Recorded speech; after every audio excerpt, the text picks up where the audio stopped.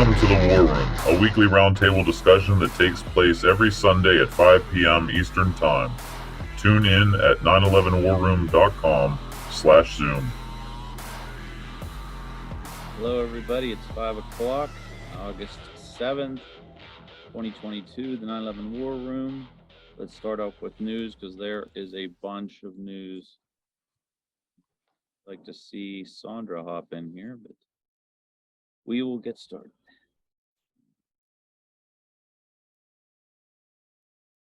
So I got about 15 news stories. I'll try to get through them. I talk fast. If you want to comment on any of them, please interrupt me and I'll stop talking. Maliotakis introduces legislation to compensate widows and children of 9/11 victims.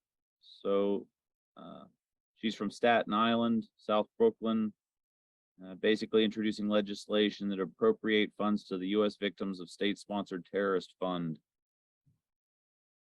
to cover payments that widows and children of individuals who died in the September 11, 2001 terrorist attacks were not eligible for when the fund was introduced. So it's nice that they're still trying to find money for these folks that should be there always for these folks, but I guess we got to fight for it.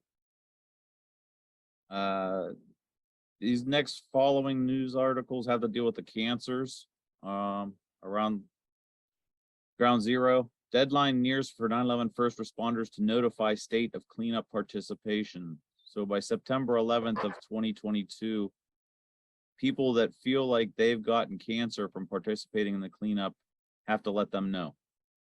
And it just boggles my mind because I think cancers are going to be coming out for the next bunch of decades from this. And I don't know how you're going to cap that at all.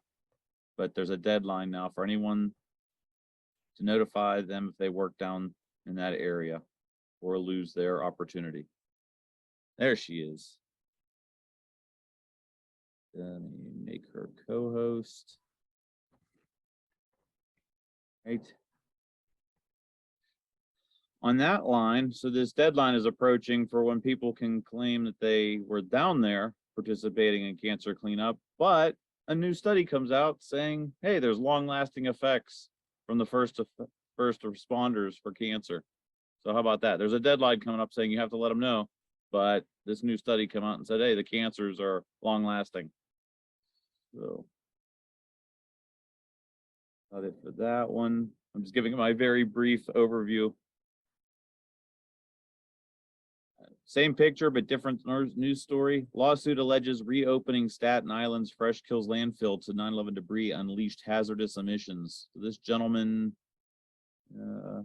Eltingville man, alleges that reopening Staten Island's Fresh Kills landfill to waste from 9/11 terrorist attacks exposed him to toxic and hazardous gases that caused an immediate and chronic threat to his life, to his health.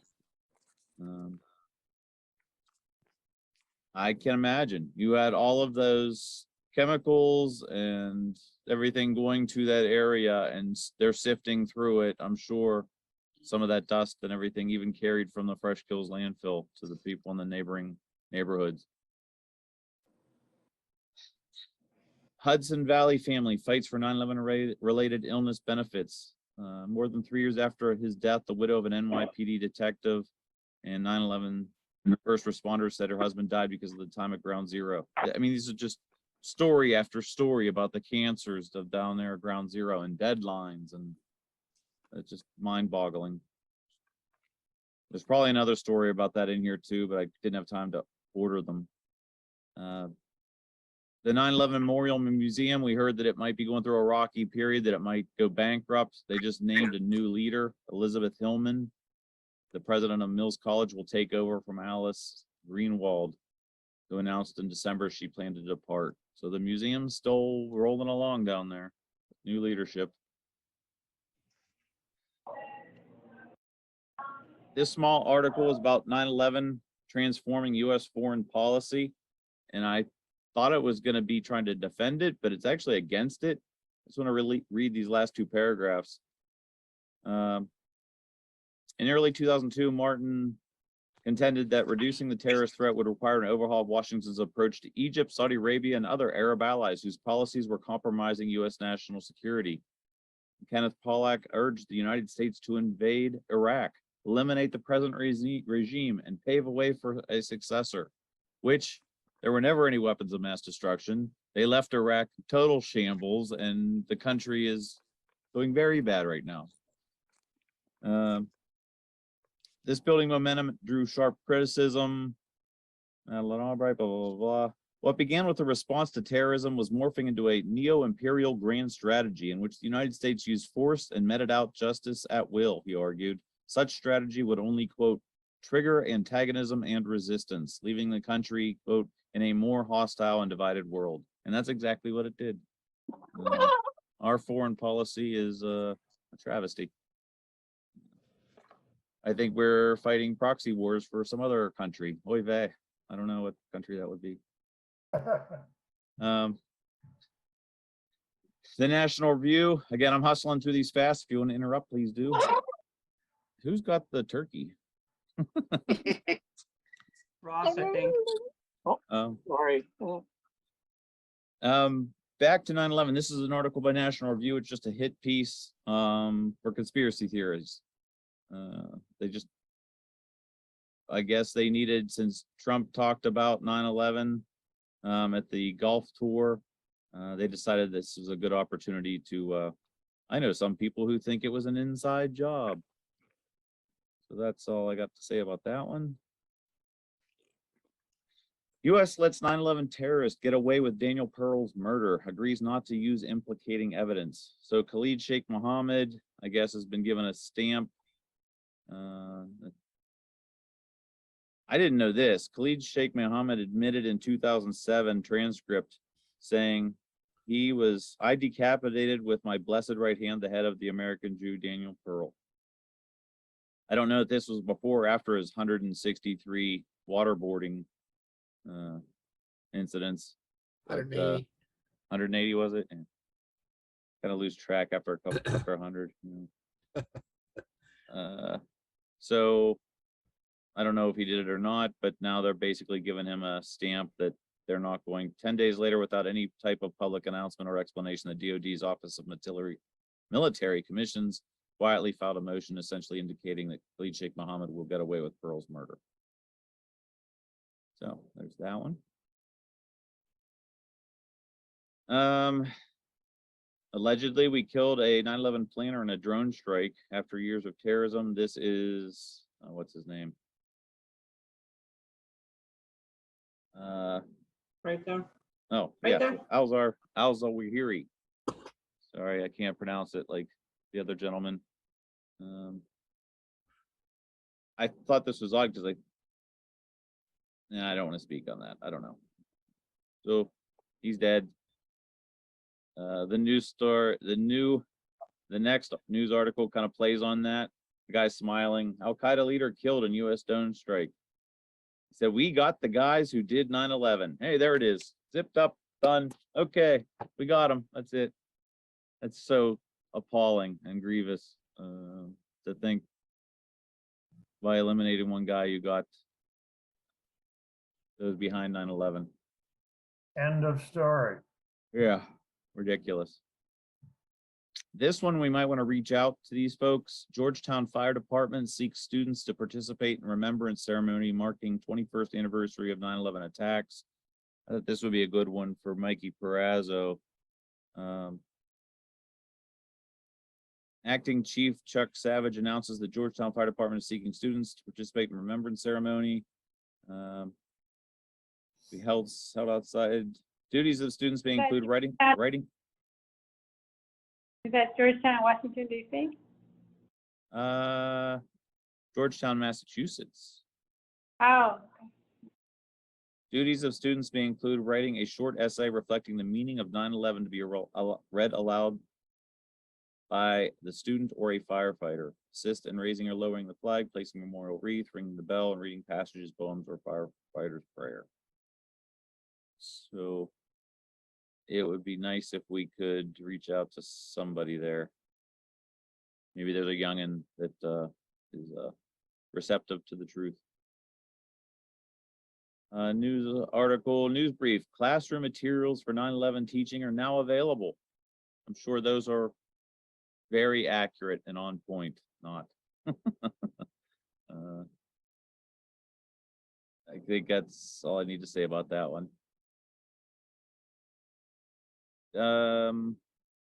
This was about the gentleman that was running for office, and his counterpart or competition is saying basically Hogan slams disgusting lies about 9/11 by Maryland GOP Attorney General nominee. He says that he was talking about the other guy. Larry Hogan's talking about this Michael Perutka, who won the Republican primary earlier this month, saying it was very, very true that demolition charges were present in the World Trade Center before the attacks during October 2006 episode of The American View. He also questioned if an elite bureaucrat may have charges in every building in the city. And of course, they're going to attack him on his 9/11 stances. So I don't really care if you're a Democrat or Republican, but they're going to attack you if you speak out on 9/11 at all. Next article.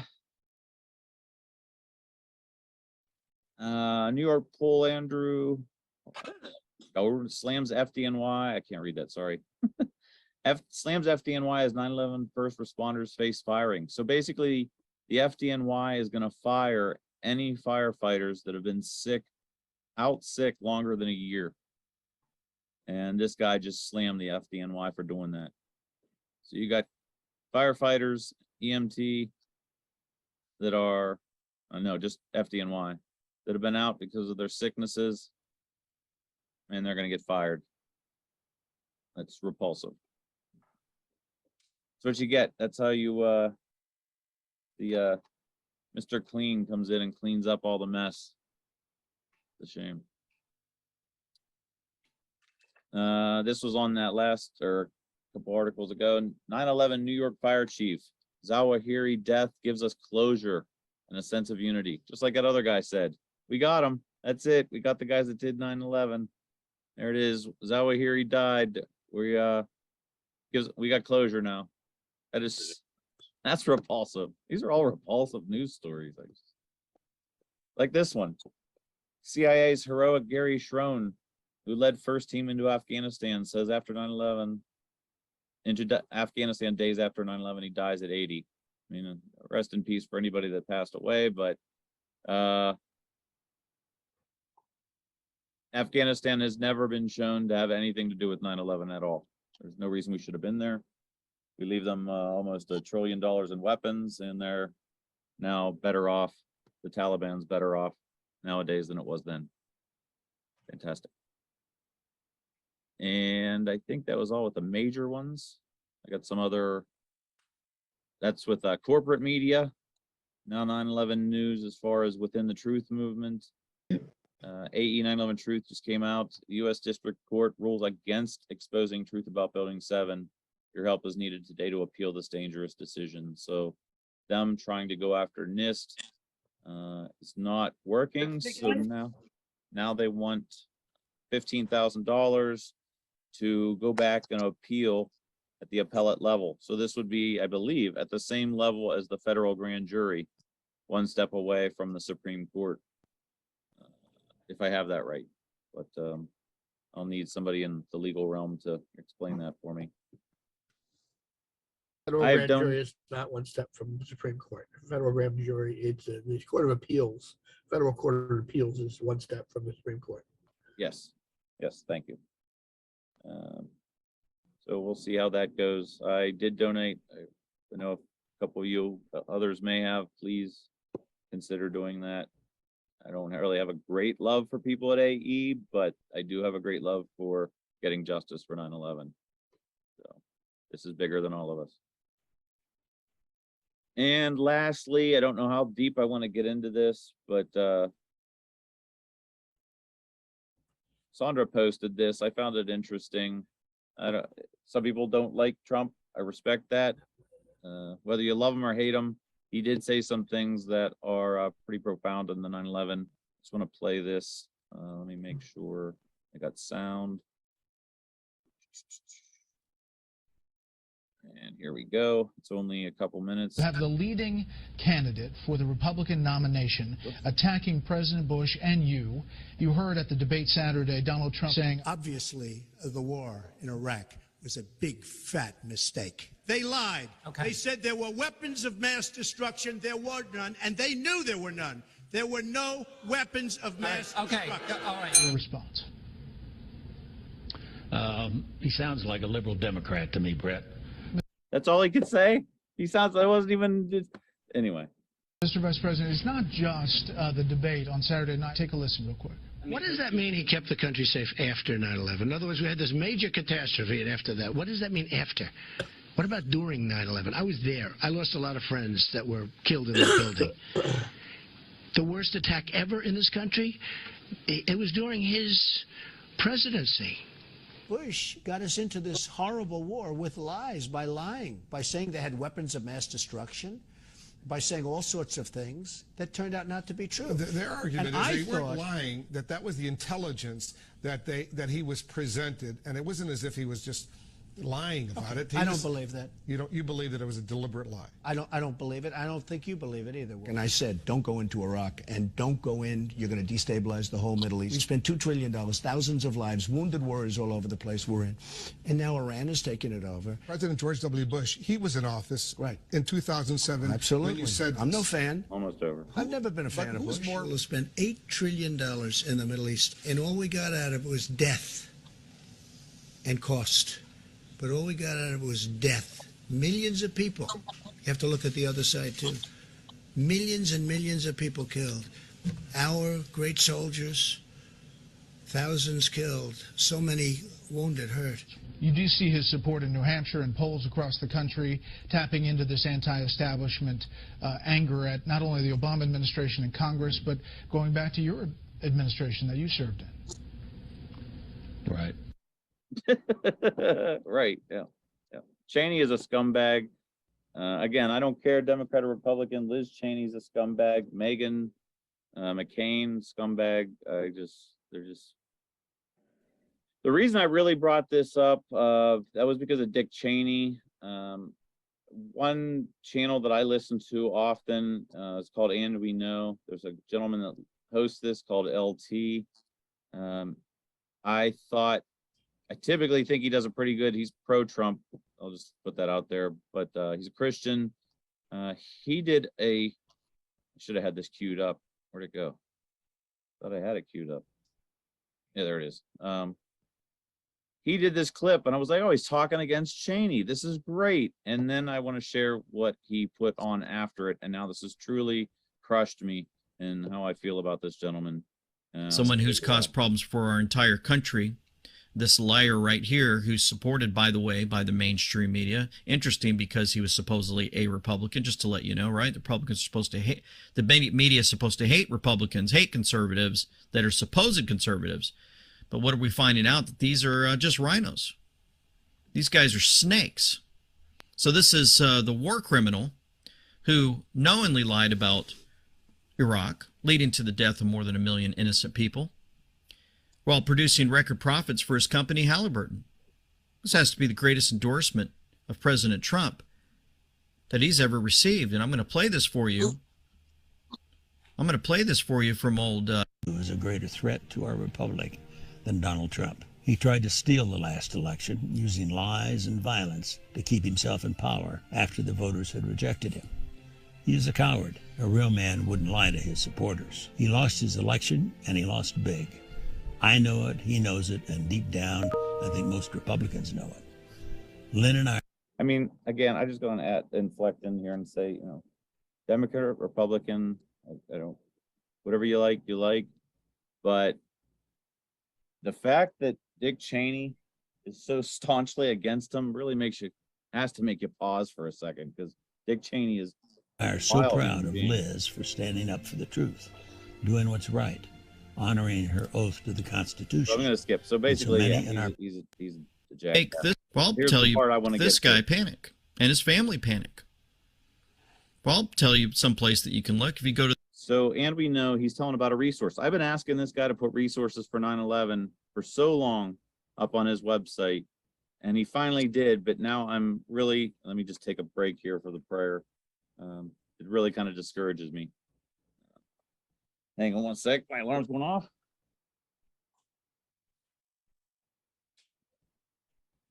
All right. Lord, thank you so much for these folks that have a heart for 9/11 truth. No matter how we come down on what we believe personally and our worldviews, whether it's in politics or religion or whatnot, we all can agree we want to see justice for 9/11. I just ask that you continue to light the path for us, to guide us, to give us the words to speak so that others can hear these truths, or that we could see justice in our lifetime for the crimes of 9/11. Thank you for this in your name. Amen. Thank you. So here is what shocked me. Here are his resources. Go to thepatriotlight.com and you go to resources. You see that in the middle. I'm showing it to you. You're going to see that there's several resources for you. We've got 2,000 Mules. And then we have this truth video tutorial series about 9/11. I thought this is great. I went and visited it and I was really disturbed. In it, the guy professes directed energy weapons, says AE 9/11 truth is controlled opposition, World Trade Center 7 controlled demolitions are a hoax. Stephen Jones, he says, is a psychopath. It just goes on and on. Just completely obfuscating the fundamental truths, like the fact that we're one step from the Supreme Court with the federal grand jury, any of the other 12 avenues of litigation. Like, why are we talking about such non-essential items? And I just can't get around people claiming that World Trade Center 7 still saying it's a hoax. It's just mind-numbing. So now I call into question whether he's controlled opposition. It really kind of bothers me. That's all I have to say on that. And now I've rambled for 22 minutes, and I think that's all the news. Does anybody else have any news? Yeah, well, I got, I don't know, I sent out Dan Hanley's letters. I don't know how many people got them, but one of the really interesting things is that China has invited him to fly him to Beijing, I think. His whole take on the planes and how they were autopiloted into the buildings, and they want to sit down and hear his story. And he sends letters out to every leader and basically you can imagine. And he's doing some interesting work, I thought. Very telling the way he presents himself. And I don't know if anybody's seen that or has followed it. There you go. Yeah. Yep. Thing. He's actually writing this guy, and yeah. And they offered to fly him, he and his wife, to China to present his case. And send him to just about everybody, I guess, the way it looks. Yeah. Phil McConnell is mentioned. He says Clinton did it. It's what? Phil McConnell is mentioned. Oh. Phil McConnell says that Clinton did 9/11. Didn't know that. Yeah, I didn't know that either. I find it interesting that Dan Hanley's just, yeah, he writes these letters often. The Bin Laden and why is this not working for me? Yeah, he goes straight for the top. Yeah, world leaders, the president or whatever, the prime minister of Pakistan, the president of the United States, China. Yeah, he's not afraid. Yeah, it'd be Very interesting committed. if China, where they're really at odds with us now, would use this as some leverage against the U.S. He may be onto something. by getting that presented to them. I And think China, that they must know the me. I mean, oh, they all know, they- yeah, it's just a matter of how you get them to talk about it. they were in on it probably. I'm sorry to interrupt, but whoever just spoke from area code 202, is that you, Diana? That's me, Diana. Yes, sorry, I didn't. Hi. Hi, I just wanted to say, well, acknowledge you and everyone who is here. And I also see that there's a Daniel on the call that we've never had before. So hi, Daniel. Welcome to the call. Oh, I think you're either muted or we can't hear you. He I don't think- unmuted, but it's still quiet. That's all. Yeah, You got something going on with your mic, brother. so you got video, but not audio. Now you're muted. I got you, Kyle and Kale and Miles coming to you real shortly here. Yeah, try again, Yeah. Daniel. Nope. No, I can't hear you, sorry. Well, he's on twice. He's got two screens on here too. Yeah, he does, but I think one is video and the other one's audio, so maybe Yeah, it's. and the other audio Oh. one's still muted. Unmute the one on your phone. There you go. Oh yeah, unmute the one that says yeah, there you go. How's that? Hey, There it you is. go. It's a pleasure to have. It's a pleasure to be here. Thank you very much. Where you Thank from, you. Daniel, if you don't mind me Yeah. asking? I'm in the Syracuse area. Syracuse, right on. Yeah. Okay. And can I ask through which door you came in, so to speak? Sean present? Sean, yeah. Sean Nagel. Yep. Sean Yeah. Nagel? Yeah, I Gotcha. got an invitation through him. All right. Well, thanks a lot. And Sure. if you want to if you want to not say anything, that's perfectly fine. And if you want to weigh in and like your chatterbox friend Sean over here, then just feel free to always raise your hand at any point. Daniel's of the younger generation. He's the younger crowd. He just turned 20, so he's here. Oh wow, we need However- 20-year-olds. Yep. I couldn't find. I couldn't did find grab. Zoom so I called in, but so I'd rather call in Zoom, but I don't know how to find it. I got some stories here from my father. He was in New York City when the attacks happened, so I could tell those afterwards. Yeah, we'll come back to you on that. And Sure. Diana, if you go to 911warroom.com, there's a link right at the top of the page. Actually, let me just share my screen and That's show. I am. I'm on that page and it says one tap mobile. Oh. June. Okay, now I got it. Okay, I'm gonna call back on Zoom then. Okay. So Richard Gage gave me a tip and said, make this a button because it doesn't look like you can click on it. Join Zoom meeting is actually. Yeah, it doesn't. I just, Yeah, it's a link. Yep. Click on that and it just for you. All right. There we go. Hi. Guy. Can you disconnect the one to disconnect the phone or? I'll hang up. There we go. Kale, you're up. Aloha. 11 a.m. or so in Hawaii. Aloha, guys. 11:30. Yes. Yeah, I just want to go back a bit. The 9/11 curriculum, is that geared to homeschooling or for brick and mortar type? Let's see here. I'll tab. Public or private schools or and share screen. This is for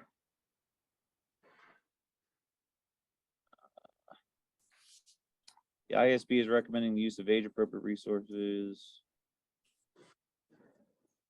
County public schools, public schools. Okay. Atlanta. Atlanta. Oh, interesting.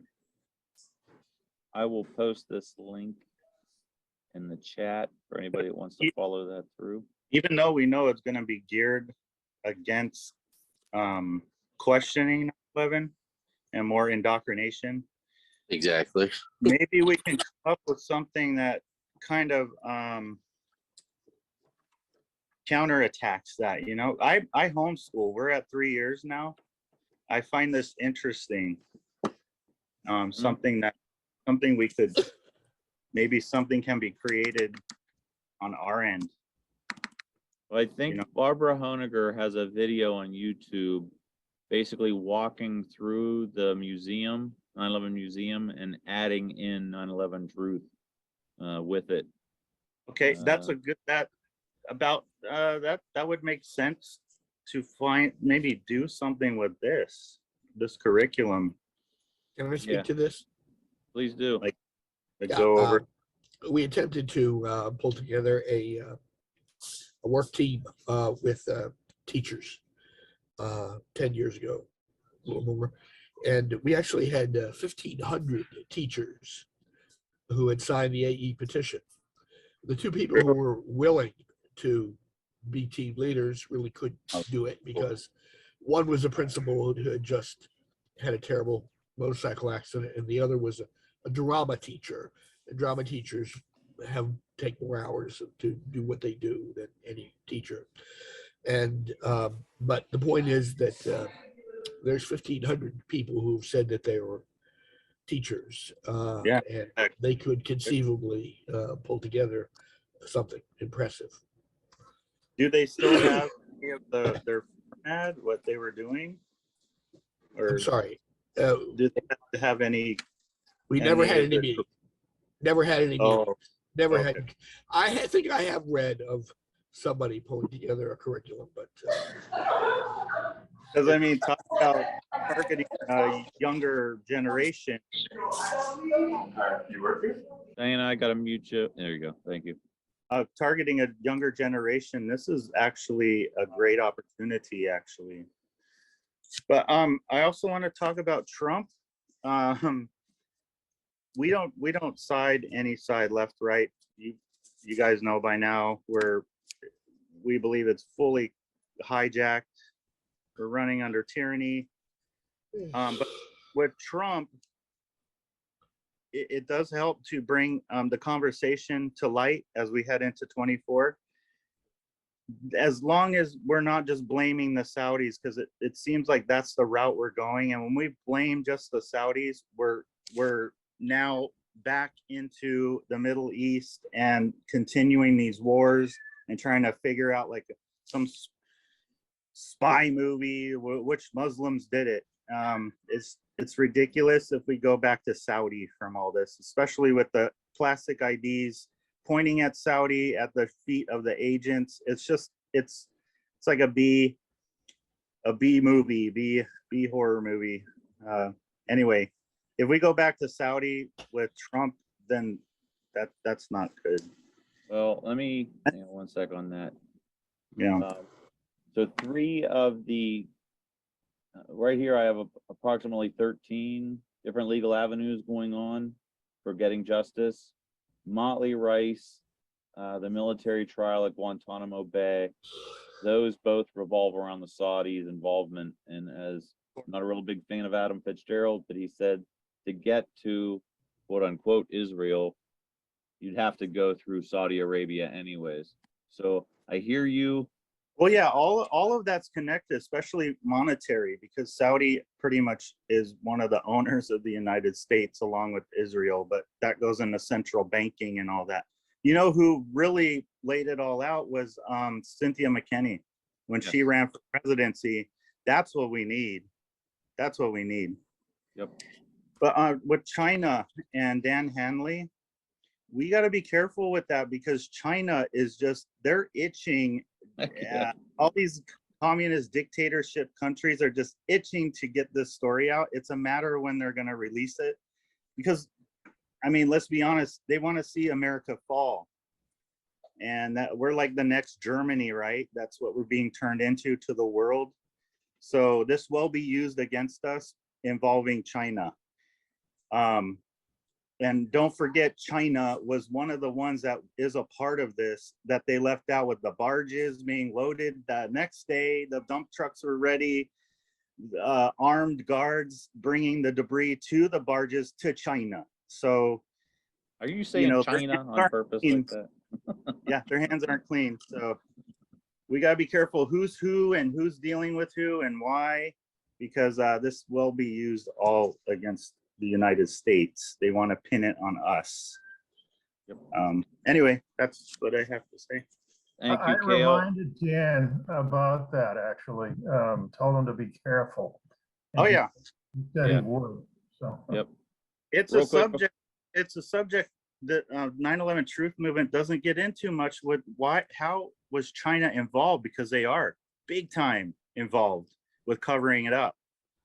It's global powers, and we understand that. You know, China turned into a communist nation because they were taken over by these globalists. This would be today. a good time to talk about that, since China's in the news a lot now. Oh yeah, well, going into 2030 with Agenda 21 and all that, China's going to be big time. They're doing the social credit system and all that. They've been beta testing it for 6 years now. That's going to go into the carbon footprint mandates and everything. So China's going to be big time in the future, and Taiwan, right? If nobody knows what everyone here should know, but what Kale mentioned about the barges, here was a photo of Ground Zero several days after 9/11, and you can see going up West Street, right here are some barges. And if you look, those barges have all the steel in them, and they were chopped up and taken to China. Bao steel, melted down. When steel was at an all-time low, so it actually cost more to ship the steel out of the country than it would have just kept keeping it in-house. So that was, and those dump trucks were ready to go. Those dump trucks and the excavators and everything. FEMA was there the day before. You know. And another thing Kale mentioned, I got to go back on the curriculum stuff. If nobody knows about this, David Chandler, if you go to 911speakout.org, go to references, there's physics lab. And this is, I think this would be good for a middle schooler or younger. Basically he gives you the program that he used, and he has the videos in there, and he shows you how you can plot the points, and you can see that World Trade Center 7 fell at free fall acceleration for 2.5 seconds, and gives you all the instructions, the kit, the software, and everything. It's a great physics lab for a youngin'. That's interesting. Awesome. Thanks, Gene. Yep. Miles, on to you, brother. Okay, hi everybody. I'm Miles up in Calgary, Alberta, Canada. And with respect to news items, I'm not sure if I'm doing it right. You said Sandra posted something and you presented it. What I've done a couple of times is email you, Jane. So I just wanted to bring your attention to those emails and just talk with others who I also send it to, and maybe share it more broadly. The first one was a interview by Judge Napolitano interviewing Colonel, I believe his first name is Douglas McGregor. He's a U.S. Colonel, was an advisor in the White House in a previous administration. Some people say he never made it to general because he just speaks the plain truth, and that gets people into trouble. Anyway, what he presented in this interview with Judge Napolitano, he's been on a couple of times. This is one of the most recent. He says that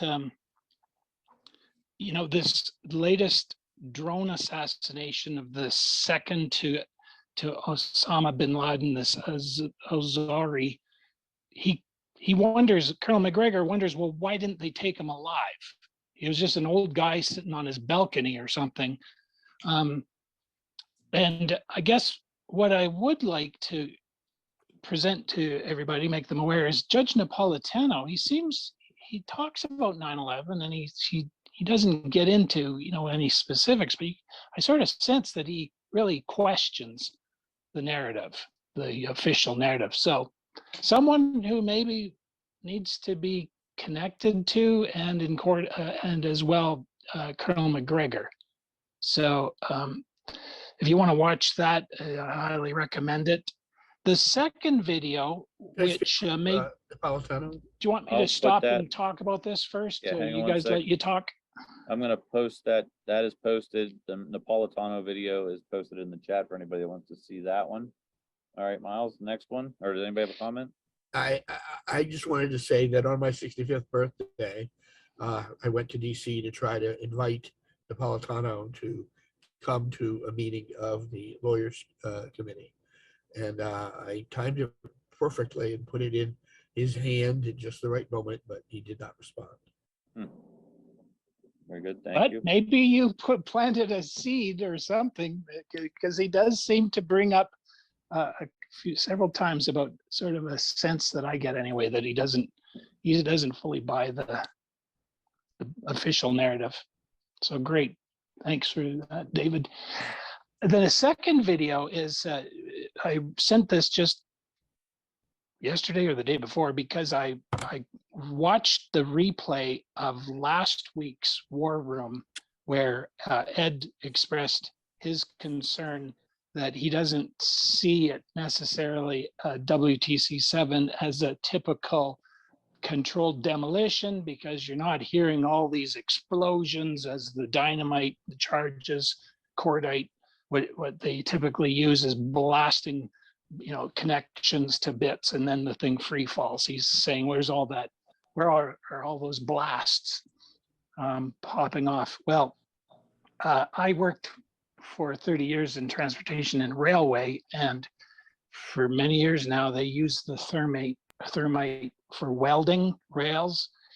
And what you'll see is that the thermite, and this is not nanothermite, it doesn't create explosions.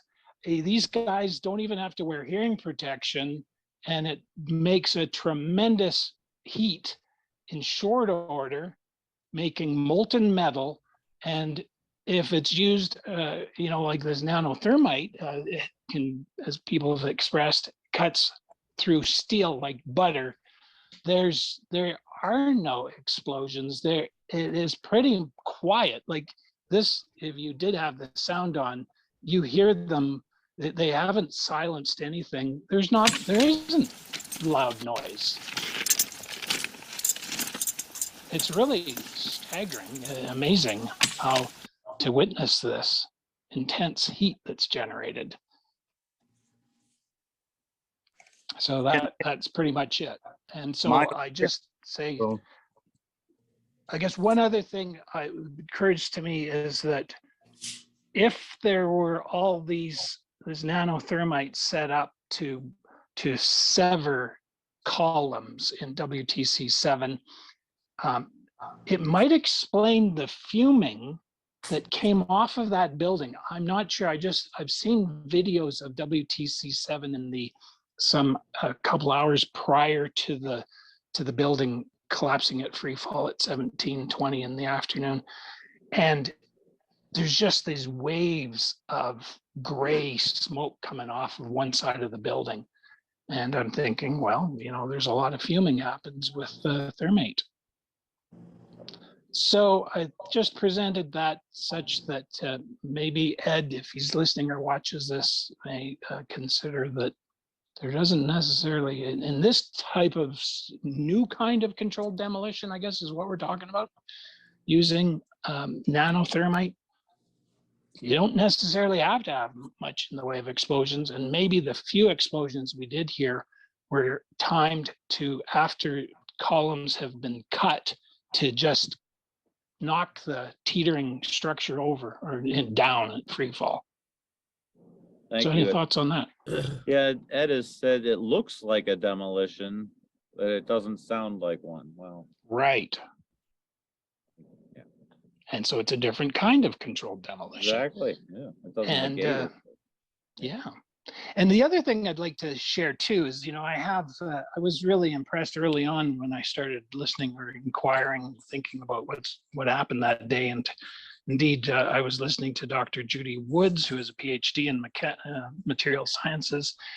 And she basically, I think, in my opinion, violates Professor J. Leroy Halsey's admonition that we should stick to first figuring out what happened as opposed to who done it, because we haven't come to a conclusion as to what happened.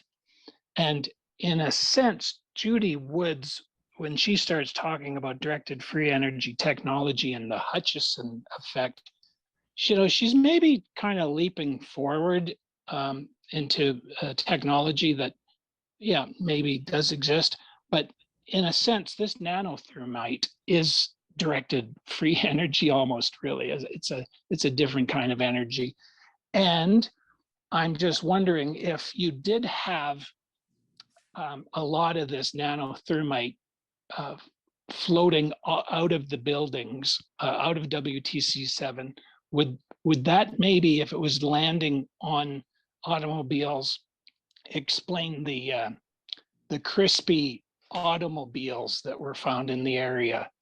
Obviously, with the microspheres and the chips of nanothermite found throughout the area, some of this hot particulate may have been wafting down, landing on these vehicles that she tries to explain in some way, but these it People have could witnessed still be with pyroclastic clouds, the volume.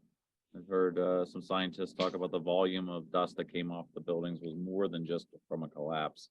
There was a certain amount of energy that had to take place for those volumes to be produced, and it was the 4,500 degree temperatures of nanothermite would explain that. Also with Judy possibly Woods, nothing she says can even be reproduced on a small scale. So it really, yeah. So she's a brilliant woman, I would say, but I think I always try to be pro everyone, right? Yeah. To just try to say, okay, thank you for what you've done, and there's probably something truthful in what you're saying, and so anyway, I just wanted to share those things. Thanks. Thank you. My big saying was from, I forgot the famous person that said it: in the essentials, unity; non-essentials, liberty; and everything else, love. So in the essentials, we really need to agree on what are the most significant evidences of 9/11. Other than that, whatever you guys want to believe in, have the liberty to believe it. And above all, we all just love each other. Because Lawrence and I don't agree on things, but we're both brothers on this planet, and we both want to see justice for 9/11. And yeah, it is what it is. Thank you for that, Miles. Kale, did you forget to put your hand on? You got something else? Yeah, I was gonna bounce off what Miles was saying. It was the smoke that was billowing out of WTC7. They had fires going, but I mean, the more you look at it, it looks like a diversion to what he is saying, because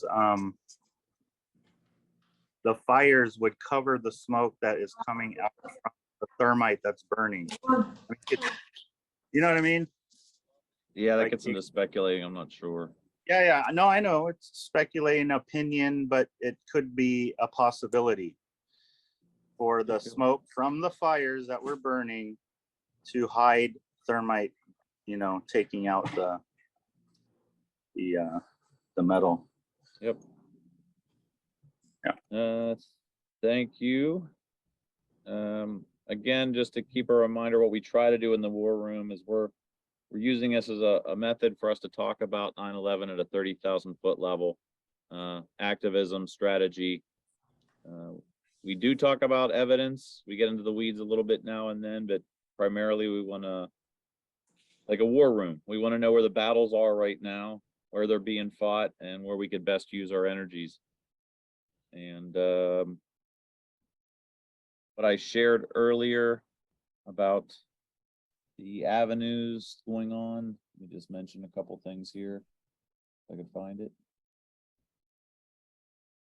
So the Lawyers Committee's got 3 things going on: the federal grand jury, the anthrax grand jury petition, and an anthrax petition to the Congress in DC. So they've got 2 petitions going on. AE 9/11 Truth still has their major petition from their website, which they've had on there from the beginning, and I really don't know what they're doing with it, because nothing's really moved on with that. Bobby McIlvaine World Trade Center investigation draft legislation. Unfortunately, it's no longer listed on AE's site. I don't know what's going on with that either. Right now, I just talked about the lawsuit against NIST for the request for correction. We got it denied, but now we can take it to the appellate level, Second Circuit Court of Appeals. Lawyers Committee and AE 9/11 Truth had a lawsuit going on in DC for the FBI's failure to produce and review evidence and present it to the 9/11 Commission and Congress. That got dismissed, but Sandra and I refiled my FOIA for the 100 unreviewed videos around the Pentagon within 1 mile. That's now being reviewed. Getting the help from Mick Harrison on that. Secured him, or what's the word, or as a lawyer, retained him. There we go. We have Matt Campbell over in the UK. He's still trying to get that inquest for his brother's death. I haven't heard any update on that. Guantanamo 5 down in Guantanamo Bay, that's still ongoing. The Motley Rice lawsuit with the Saudis is still ongoing. Kreindler and Kreindler, Saudis, that's ongoing. And then David Cole's basically given discovery to be able to get more information about World Trade Center 7 from NIST. So these are all huge things. I'd like to try to get updates. If anybody has any updates on any other litigation happening. If we were in a war room, this is what you would want to discuss. Where are the battles being fought? In addition, as activists, a lot of us are sitting at home going, well, what can I do? What can I do every day? And that's where I get into it, and I get slammed for it, but I really don't care. The stickers, the protesting, the flyers. Let's see, stickers. Whoops. Letters to firefighters Thank you. or to whoever. I mean, I wrote to Spike Lee. I wrote to people that were just made sense to contact them. If anybody wants stickers, just go to 911warroom.com/stickers. You can pick whatever ones you like, and you can order them yourself. For $20, you can get 250. That's not too bad. Al, you asked about the t-shirts. Sorry to get back to you. Let me just share something there. If anybody wants the shirts, I'm not here to make money. This is the at cost. Like, you're going to get these stickers, that's the at cost. Stickerguy.com. Yeah, that doesn't go through you anyway. Yeah, you right click, save the image, then you go on his website and you upload the image there and you order them. If you want more, get more. If you want 1,000 of them for $80, go for it. That's the stickers. Hang on, I wanted to show you the t-shirt thing. Can we talk about the coming 9/11? What things are going to happen that day? Yes. At some point. We're definitely coming to that. Okay. We think Jesse. So I had where are my images? If anybody wants one of these 3 images, there we go. I made a bunch of t-shirts. These top 3 images were the front of the shirts. It's not one of the ones I'm wearing. The back had 60 exhibits of controlled demolition. 9/11 was an inside job, and the URLs. Jesse got back to me. I want some of those t-shirts. Yeah. Jesse said, yes, you have 3 different fronts, so you have a minimum of 12 per front. So if you only want 2 different front designs with getting the same back, that's 24 T. So he has to do a minimum of 12 shirts. Since he's already got the silk screen now, you guys, anybody that wants this, I could forward you on his email address and say, yeah, I would like 12. Unfortunately, you'd have to get 12 of them. Well, either that or you order them and you send them out individually. I guess, yeah, that's getting me into this. Yeah, I know how disciplined you are. How much would 12 of these cost? Yeah, Jane, you can do that for me. I can do 12. Yeah. All right. And you don't have to get the back. You can just have the front if you want. I get both. Yeah, and then I'll buy one of them Yeah, hang on one second. from you for more than 1/12 the cost.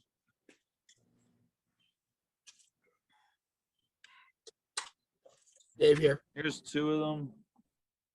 So there's the front. There's the back. Oh, come on.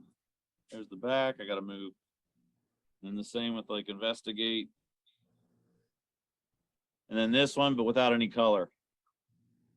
But Gene, That's don't What? you still have some left from the last batch that you ordered? If Mike only wants one, maybe you could just send him the one. Yeah, you're right. And if Al wants to take 12, then Al can order 12. Yeah. Just check what Anybody- sizes you have. Okay, I will do that. Mike Sullivan, Al. That would be an extra small for Mike. Belly I shirt. need an extra large. I'm getting larger all the time. Oh, look, I might have an XXL. Which one did you want? I've already got but I don't know. Investigate 911. I really like that big. Yeah, that one. That's But mine. if there's one that you're short on, Gene, go ahead and order 12 of them and I'll cover the cost, okay? All right. Just like that other fella. Yep. Thank you. No problem. So passive ways we as activists. So I showed you the battlegrounds where it's being fought, but us as activists on the street, putting up stickers, wearing T-shirts, handing out, like Sandra said, the letters. I'll have to get that letter up on the War Room. So License plates. Why doesn't everybody have a 911 license plate? That's what I want to know. 911 license plates. Yeah. What is stopping? I know that Kale has something. What is it, Kale? New World Order? We have two cars. One is No New World Order, and Right. the other one is Unite. Not Unite? really Unite. Yeah, Okay. Unite, like come together. Mhm. But we got stickers and all that good stuff. No, I know you do, but I'm just talking about the plates. I don't know. To me, the plates are the most Oh yeah. most bang for your buck. I mean, you know, if you drive through a city like I do every day, and I don't know, past like, I don't know, 300, 400, 500 cars on any given day. That's 300, 400, 500 cars that are going to see the message, and they can't do anything with it except flick me the finger. So nobody's Right. done that. Back in the day, Gene actually inspired us. I'm like, honey, wait, let's do this. Let's, I don't know, come up with something. But you want to hear something funny? They're trying to pass a law out here.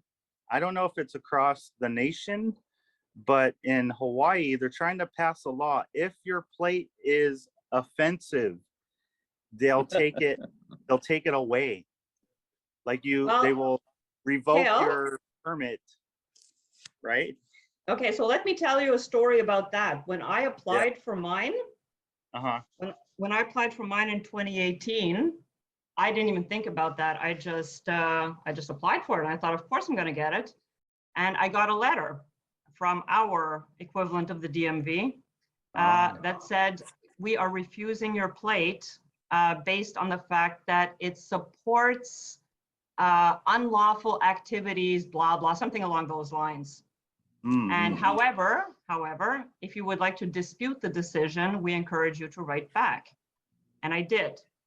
And I wrote a fucking killer letter that they had like zero that they could have said to it. And I really made my point like super dryly, very, very unemotionally, just very factually. And Honey, look at her car. 3 or 4 weeks later, I got the letter saying, congratulations, your plate will be coming in the mail. Yours actually So- says, hers you can't tell, but Outstanding. it's Way to go. 9II. She couldn't get the Yeah. 911, I think. So she's- I wasn't allowed to put numbers anywhere except at the front and or at the back. So I had to make those ones eyes, and that was the only way that it could go through and fit. Mark, points gets across. Yep. That's inspiring, so if some people are afraid and they understand, oh no, if I put that on my car, I can get in trouble. Your story could, help inspire that.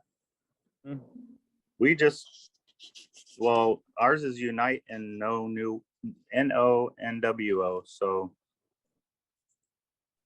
I don't know. Well, I mean, there's nothing offensive about, and that was part of what I tried to explain in my letter. I said, putting 9/11 on my plate is in no way more supportive of terrorism than putting cancer. If I put cancer on my plate, everybody knows I'm not like advocating for cancer, of course. I'm trying to raise awareness about it, And so that's the argument I would make.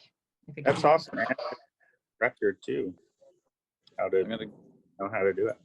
I'm gonna go to Ross in 1 second. The last thing I wanted to share as far as like activism stuff going on that we can do other than t-shirts and stickers and license plates. Protecting all protectors. Eric Lawyer, for those, there's a lot of you know what's going on, but there's a bunch of you here that don't. Eric Lawyer got back involved again. He, Richard Gage, and a gentleman by the name of Raul Angulo, Captain Raul Angulo. Actually, he's not listed here. Maybe explain that Eric is the original founder of Firefighters for 9/11 Truth. Yes, Eric was. Paul Cayley is a firefighter over in the UK. Paul Cayley wrote and directed this movie. If you haven't seen it, you got to see it. I consider it the best World Trade Center 7 documentary that there is. And once I said that with Richard Gage on a call, Richard ordered what, a dozen DVDs or wants to order a dozen DVDs. This is great. Paul Cayley wrote it. It's a fantastic documentary. A lot of cameos, really good information. He keeps it solid. Check that out. If you go to protectingall.org, it's a very simple, clean site.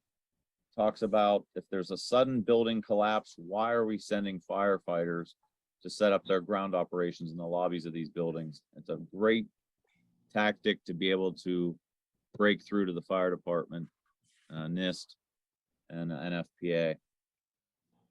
So there is a letter that was written by Captain Raul Angulo. This is it here. Sandra wrote, and I think Lawrence wrote cover letters to accompany this that they're handing out to the local fire departments. So you could either email it to them or whatnot, but if you just print these out and send them and put a stamp on it and send it to them. This would be a great activist thing. Even if you could do it to 10 firehouses around your area, each of us did that. That'd be amazing. Gene, Where is that? Where is that again? Add something. Gene. Okay. Yeah, it's at protectingall.org, and go ahead, Al. The letter, I went on Facebook, and just about every fire department has a Facebook page. And if you copy Sandra's letter, which I think is the best to do, and then they, on the messaging board, every Facebook page has a messenger. You can just copy it on there, and it'll go out to all of their members, whatever fire department you're sending it to. No, Al, it goes to the person who administrates the page. Well, did you look at it? At what? Have you actually done it? Because I thought that too, and then I looked at it and it said this goes to all of our firefighters. I thought, maybe I was wrong, but that's where I think, and the firefighting unions are, I mean, they have hundreds of members. I don't know. The only way that you can reach more than a couple of people is by putting it directly on their page. And you can only be on their page if you're a member of their group. Otherwise, you don't have the possibility of doing that. Messenger is just set up for the admin of any page to receive messages and respond. Huh, I didn't know. What I did in the chat was posted Sandra's cover letter, Papa letter to firefighters, and I'm putting the URL, protecting. Yeah, that's not the latest one because there's a spelling mistake in that one.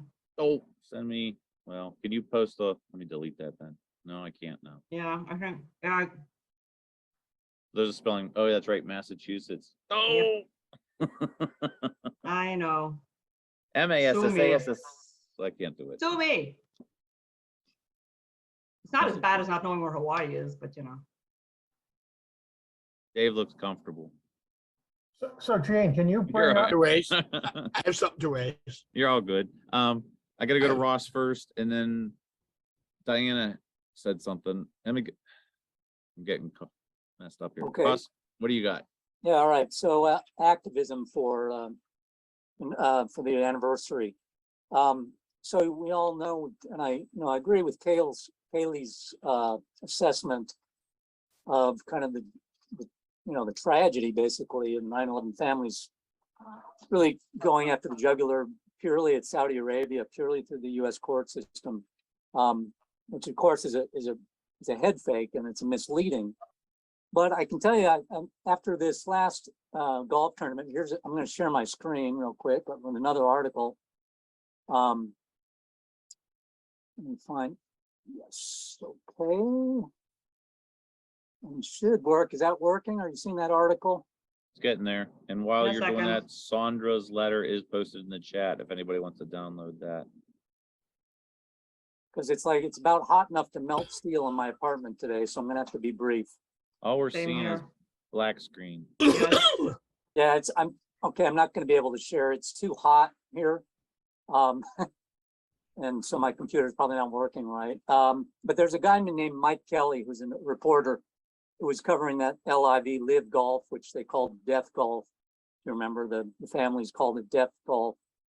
And he's been covering it very aggressively. It was getting a lot of coverage, but of course it's been buried now. It's not coming up any longer. But this Mike Kelly reporter out of New Jersey keeps bringing it up. He was around on the day of 9/11, and he's actually talking, about the actual truth, details about 13 pages and the FBI's information they have on the Saudi government. And so he's actually the only reporter that really is bringing those details to light. Yeah, here you go.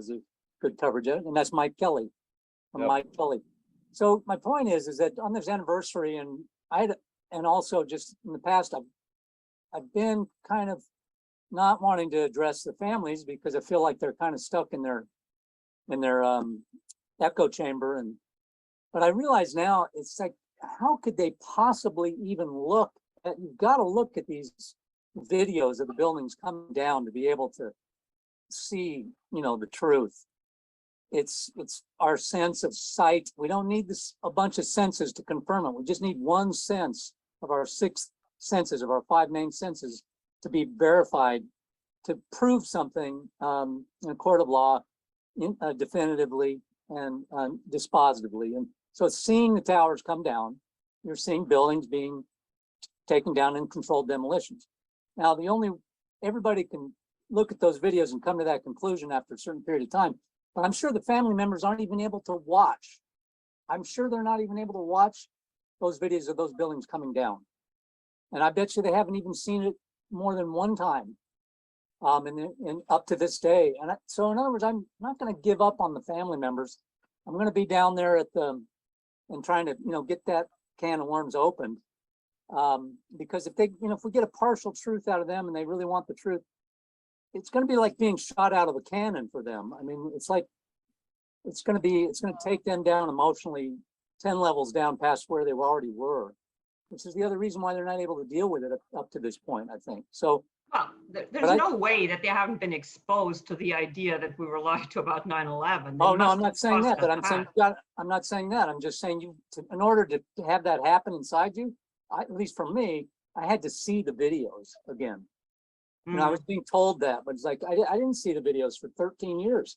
I didn't want to see them either. After that first time I saw the video, I didn't want to see it ever again. I never did look at it again. But once I did, let's look at them again. That's when I started saying, okay, well, did they study the doors? I started asking the questions.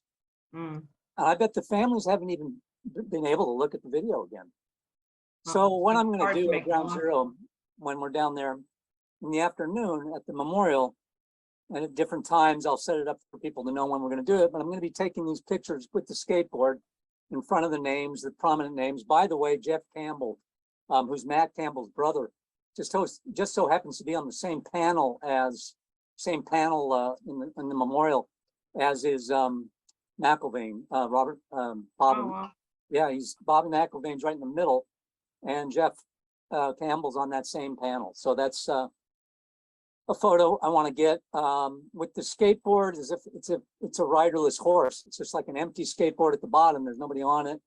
And then I think we all in our different t-shirts, I think I'm going to wear a different t-shirt than what the ones that we've seen, but it's a 9/11 Truth t-shirt. But in other words, get a variety of the t-shirts so we don't all appear to be one group. They're going to let us do it, especially if we come up strategically and say, we're doing this one at 3 p.m.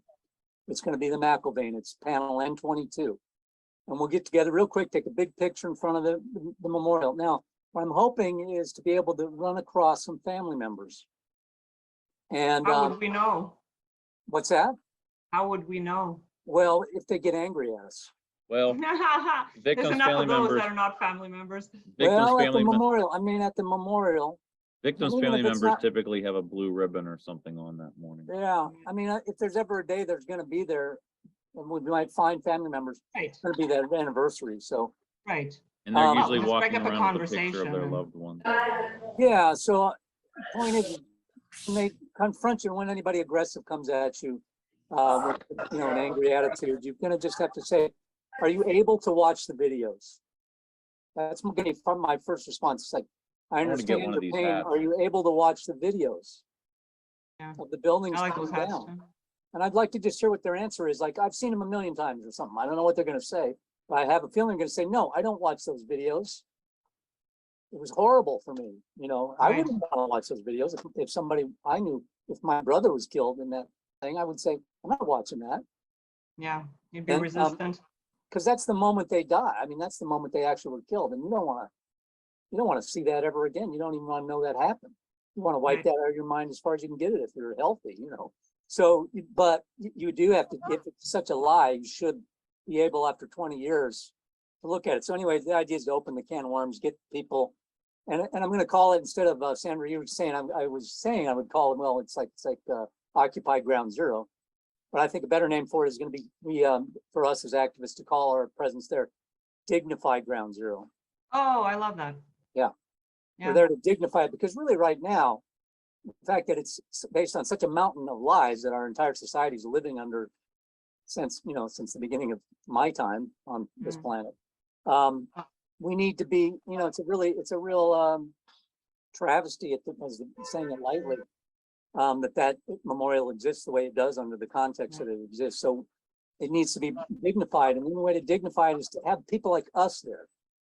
Right. Yeah, well, that's going to run completely contrary to what they think we're doing. They won't think that we're dignifying anything, but it's good to underline that we are and that we think we are. So yeah. Yeah. Since we're on the subject of the anniversary, and Good I don't want to segue. run out of time, I want to continue talking about the anniversary, but I also want to give Daniel some time to share what he wanted to share. So if anybody wants to wait, well, Jean can speak about the anniversary first, because we're both going to be there for the week. I guess we'll do Foley Square. We're going to catch up with Ross at Ground Zero, and we're just going to, I guess, travel around a bit on days where maybe we can't find parking nearby. We can just take some things and just flyers and stuff and just see if we can strike up conversations with people and whatnot. So nothing on a big scale like we did last year, because last year was the 20th. And we had a whole group organizing, and we had funds that were raised to do bigger and better things, which is not the case this year. But we'll be there. And so if anybody else is doing anything, well, sorry, Jean, I just said I was going to give it to you and then I ran with it. So if there's anything Jean wants to add, Jean, go ahead. And then anybody else doing anything, we want to hear from all of you. Yeah, I I'm want gonna- to talk after. I'll talk about it. I'm gonna reach out to Mike Sanangelo about procuring a permit for Foley Square for several days. That should probably get filed really soon here. Oh, wait, and we have to go for a beer for that firefighter who tore you to shreds and that you So- made peace with. Yeah, I made a post. I try to push a little bit ever so gently. There's a group FDNY 343. I've only made 2 posts there. One was for Oreo Palmer, got like 250 likes. Actually, previous to that, I made a 9/11 post, truth post, and it crashed and burned horribly. No pun intended. They attacked me relentlessly. So I thought, okay, let me come off a different way. And I showing support for Oreo Palmer. They were all behind it. And just recently I made a post about Raul Angulo's letter, Captain Angulo, saying, you know, we shouldn't be sending firefighters into these buildings anymore if they can suddenly collapse. And I have the Ghost of 9/11 jacket that I wear, a vest for my motorcycle, and it met some resistance. One gentleman, he's a fire FDNY. He lost his younger brother, 25 years old, was in the fire department for 8 months, and he died in World Trade Center 3. His father was hurt. So it's his father, how do I say this? His father, and he's one of 3 brothers. So the 4 of them are all FDNY, and he lost one of his brothers. So he tore into me, and we were F-bombing the crap out of each other. It was looking really ugly. And I said, can we talk civilly? I post my phone number, email address all over the internet. Little did I know, he called me, and we had a very civil conversation, and it went on for half an hour. And by the end of the conversation, he said, yeah, I'll have a beer with you. So this September, I'm going to go up and have a beer with the FDNY.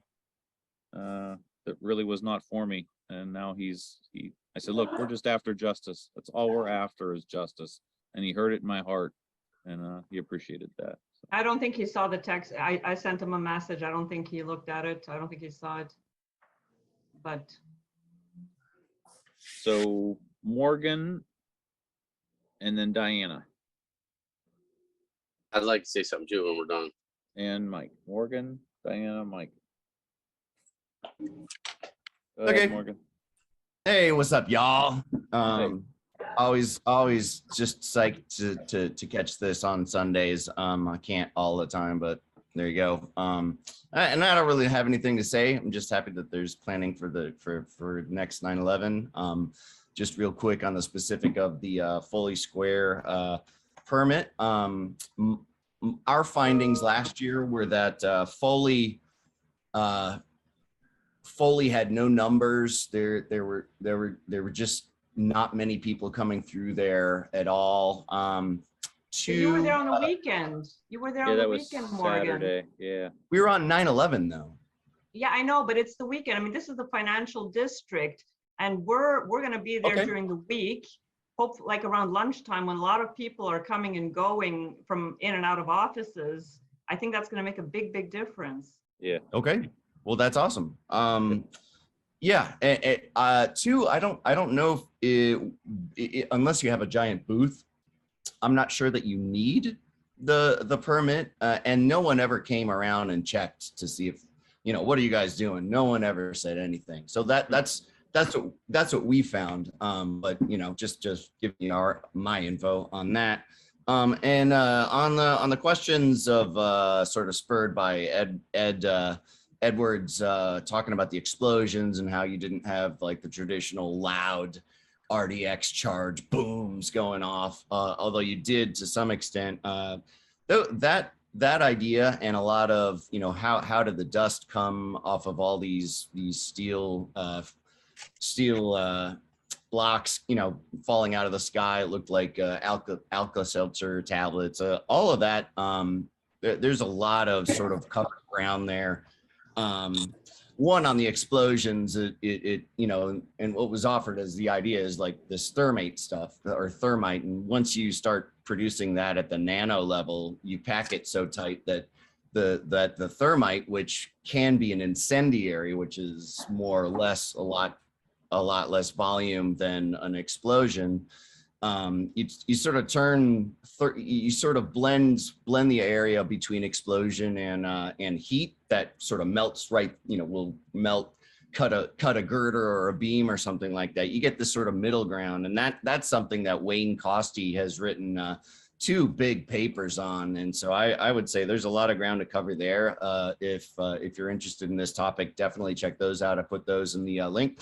And also, as far as the sound and the decibel range, I can put more stuff in there about that. But the idea is that this thermate, nano thermate, was probably painted in several layers on the core columns, or there were panels put around the core columns. But the first thing that the thermate does is propel out. So you propel towards the external columns, and you have a sort of an explosive force. But the second thing that happens is that this reaction is going off. And so once that hits the concrete, in essence, all of the concrete that's touched by it is being sort of melted or even evaporated. And they did find evidence that concrete and several other things had been evaporated. Anyway, if you want more info on that, that's all I got to say. Thank you guys. You're awesome. And boom, ba-doom. Thank you, Morgan. Yeah, Niels Harrit, the famous chemist, said basically this thermite can be made anywhere between an incendiary, propellant, or explosive. While it technically isn't an explosive, the technology that they have, it could create a kind of an explosive effect. Stephen Jones would actually say it's an explosive, but he disagrees with Niels Harrit on that. But yeah, thank you for that. Next was Diana. Hi, I'm in Hi. my painting studio. You see my paintings? Nice. Thanks. No, I'm in Miami now. I'm still part of the DC 9/11 Truth Group, but I'm living in Miami. I'm in DC once a week, 1 week a month. And I'm not sure what the DC group is planning because I missed the meeting yesterday. But as far as Miami, Richard Gage is supposedly going to be here on the 13th to give a radio interview. So we're thinking of having something at my house where he can speak, or if we could find a venue, it would be better. But so far we don't have one. So I was wondering, does anybody have any contacts in South Florida or Miami that are 9/11 truthers? Yes, we do. Let me, Oh, great. Hang on one second. Yeah, there's well, Miami specifically, or? No, Miami, Fort Lauderdale, the area. Let's see. Because, This is a little well, outdated, but going to the community hub, yeah, not community hub, but to 9/11 directory. yeah. Why it's taking so long? Because I know several people who are in Florida, but to say where they are exactly. Florida is huge. It's like I 12 know. hours from one end to the other. Yeah. Let's see. Wow. How more people? South Florida, you got Christopher Well, March. zoom in a bit more.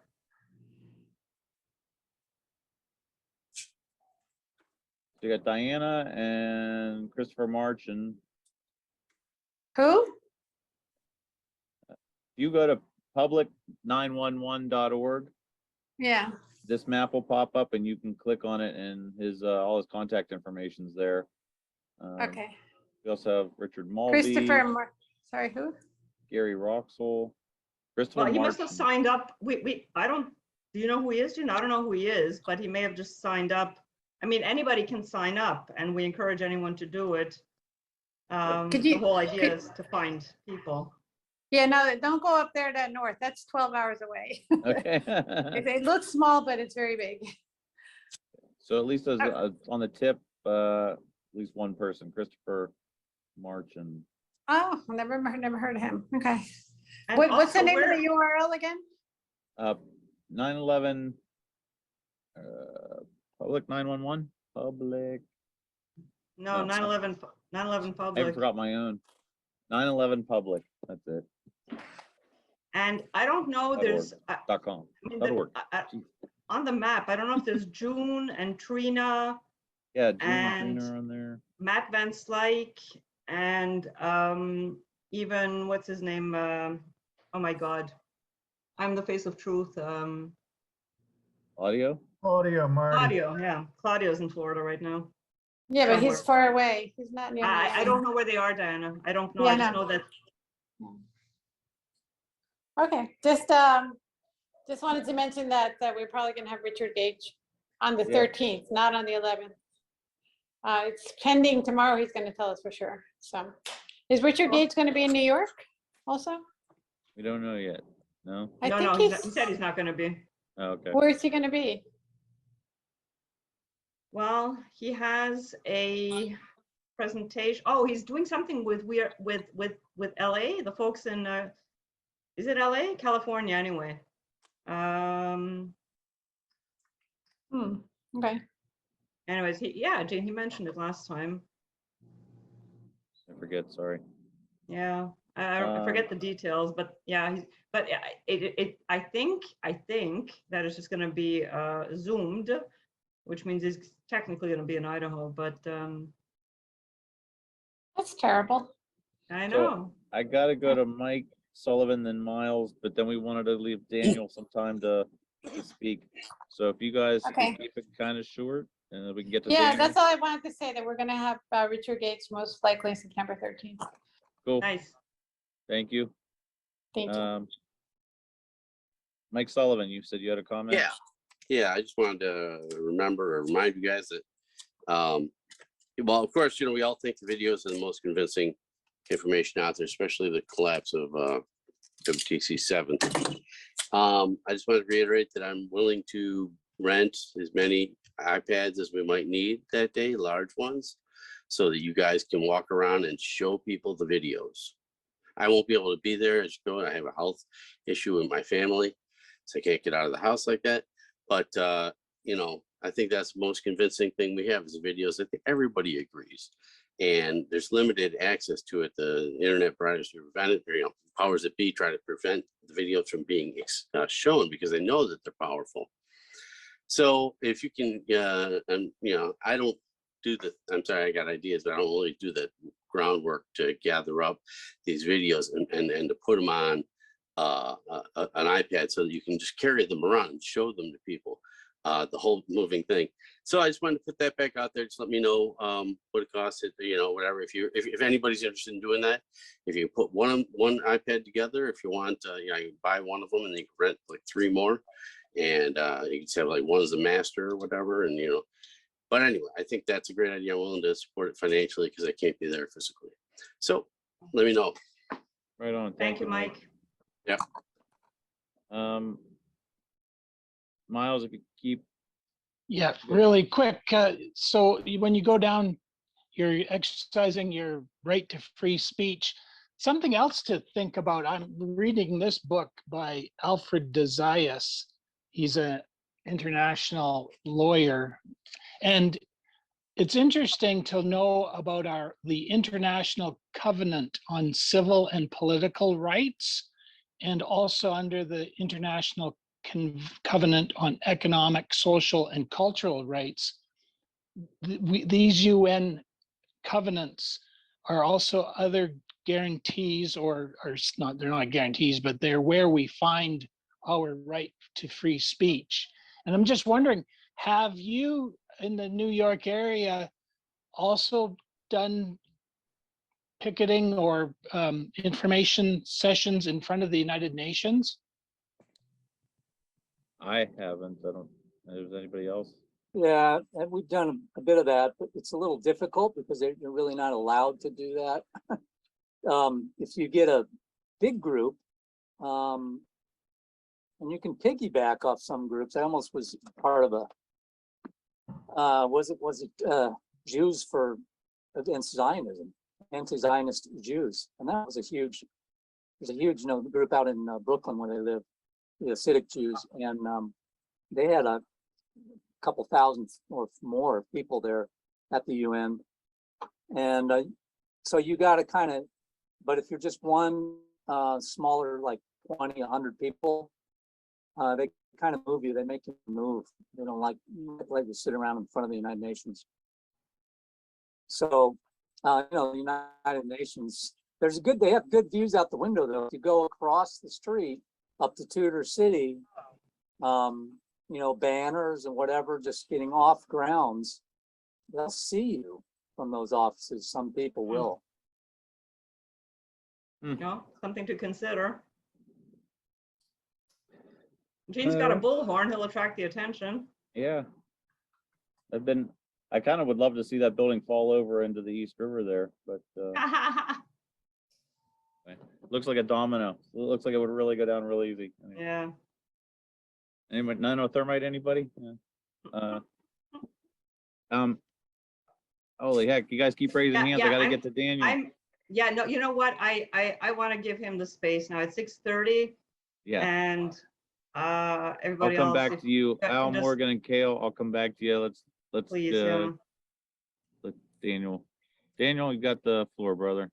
All right, thank you very much. So I have a little story here from my father, who was in the city at the time. You guys still hear me, right? Yep. Yeah. All right, So you that's were good. born after 9/11, right? Yeah, just under a year after in August 2002. But so he tells me here he was in Brazil seeing my now, who is my mother now, but wasn't at the time. I don't even know what their relationship was, but he got on a plane in Brazil to go to America or the United States anyway. Landed at JFK International in the morning right before the attacks. And the way that flights in Brazil go down with layover and everything, it takes a whole day to fly over. So he's telling me here all the bridges and tunnels were shut down until about 6 p.m. He couldn't get out of New York. All the phone lines were busy. Couldn't call his wife at the time. Couldn't call his mother. They thought he was dead. They were worried sick about him. And after 6 p.m. he got to go home. Saw his mother, called his wife. He said that was the only happy thing, the only relief for him was letting them know he was okay. He's talking about how his mother, my grandmother, had the television on, showed where the towers used to be. He said he remembers saying to her the news wasn't live anymore because it was dark, but it was as bright as day when the towers used to stand. But it was so bright from the searchlights, they were looking for survivors. That's what he told me had happened. It sounds like a really horrific, horrifying situation to be in, to have people think that you were just dead, when And you where was weren't he even stuck, at the affected. airport itself? I would think so, yeah. Well, he had just landed to get back in the States. I think he told me he was in Brooklyn, but I don't remember. Okay, but so he was stuck at JFK and they wouldn't let him go, or he just couldn't find a way to Yeah, leave the he city? said there wasn't really a way to leave the city, it looked like.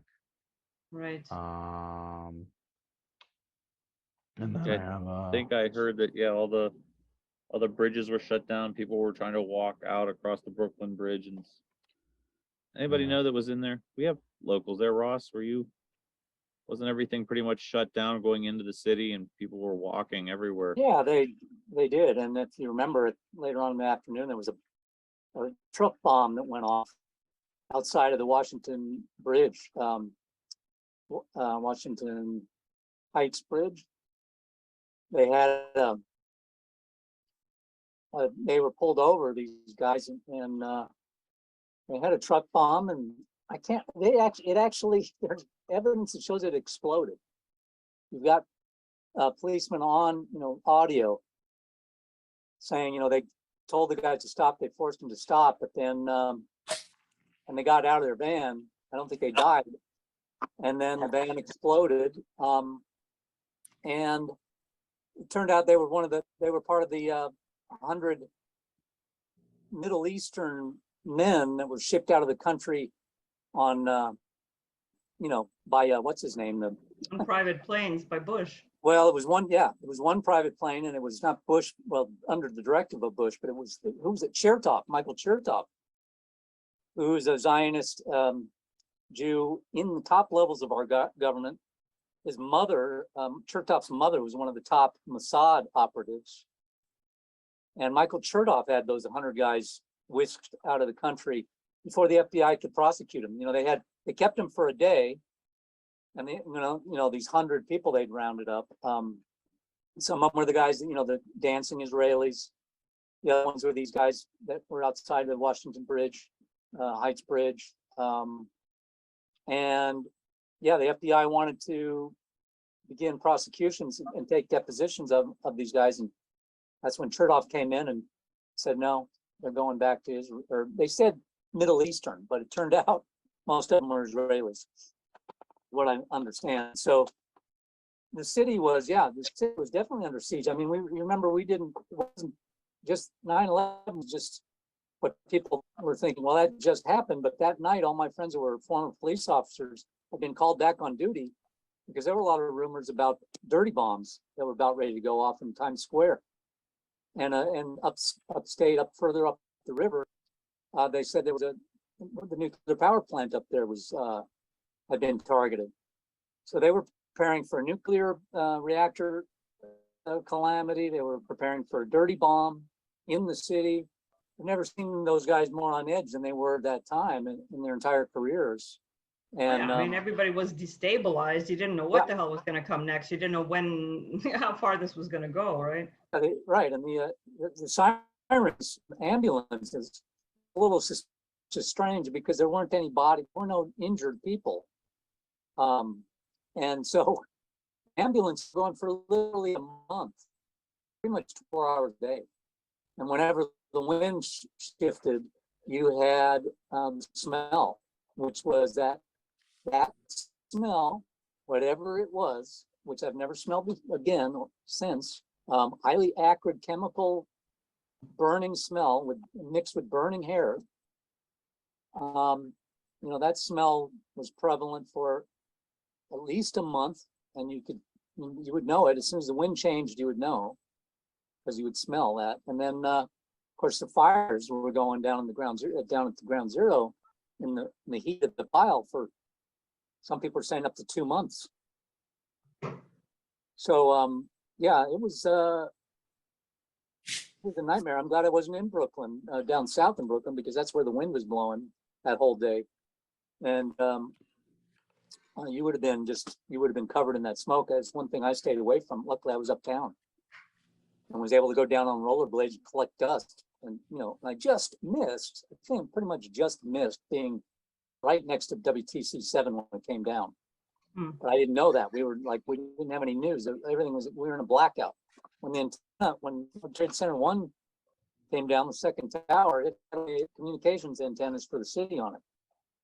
So at least that was the excuse, was that we didn't have any, the cell phones turned on again, but not till about 3 p.m. But we didn't have television for 2 weeks. So I didn't really see the towers coming down on television more, except for that when they were right in front of me on the Jumbotron. For like 2 weeks after it happened, because we just didn't have television in Manhattan. Wow. 2 weeks.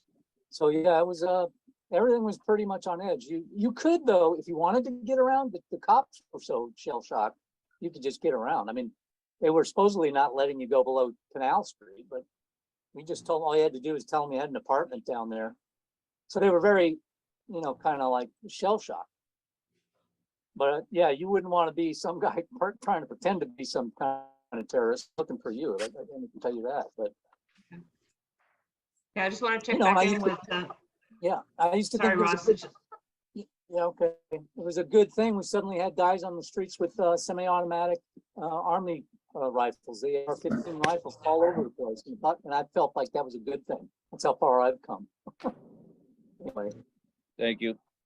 Daniel, anything else more? Yeah, I just want to know if Daniel shared what he wanted to share. If he had something else that he had wanted to add.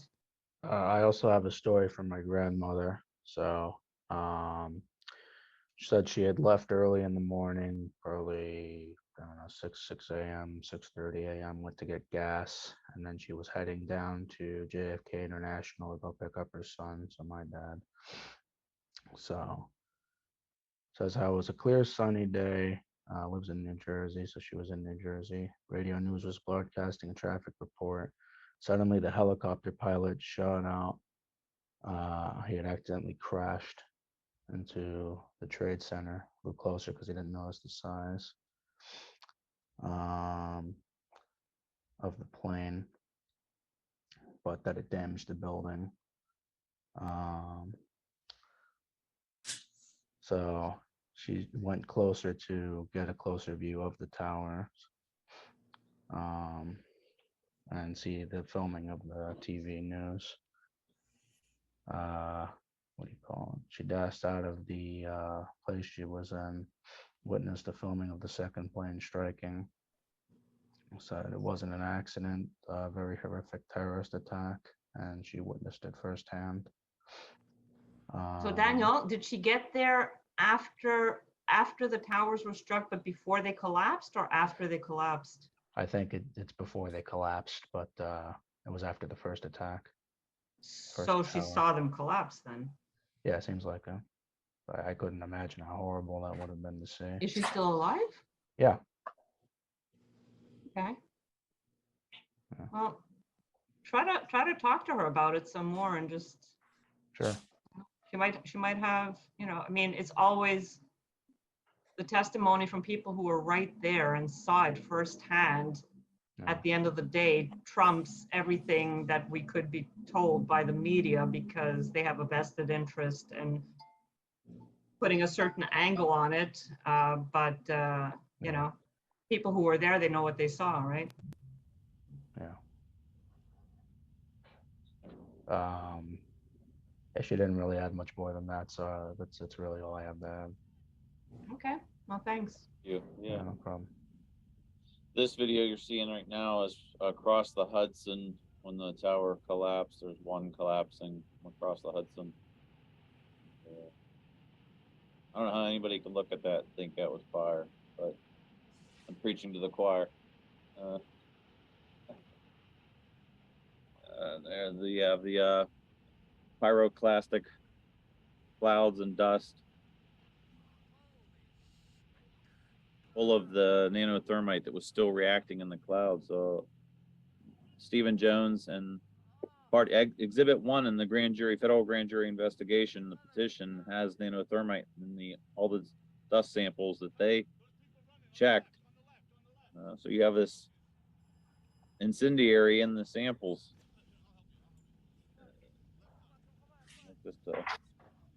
Anyway, tragic. Thank you again, Daniel, for that. Alfred, and then Morgan and Kale.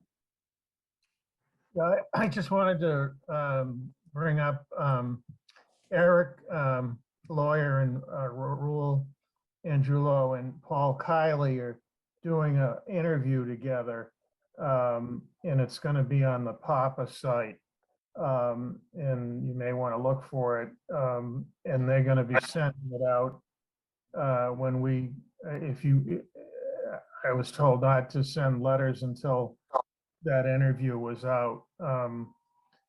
So anyway, he said it was going to be complete by the end of next week, as far as I remember, in our conference call, which we've been doing every Tuesday night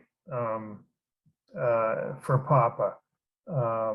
The other thing I wanted to mention, I don't know whatever happened to anybody going to Ottawa for the fire prevention convention they're having up there. I know Miles talked about possibly having some presence, or if anything was ever done about that, and I don't even know when it is. So, and then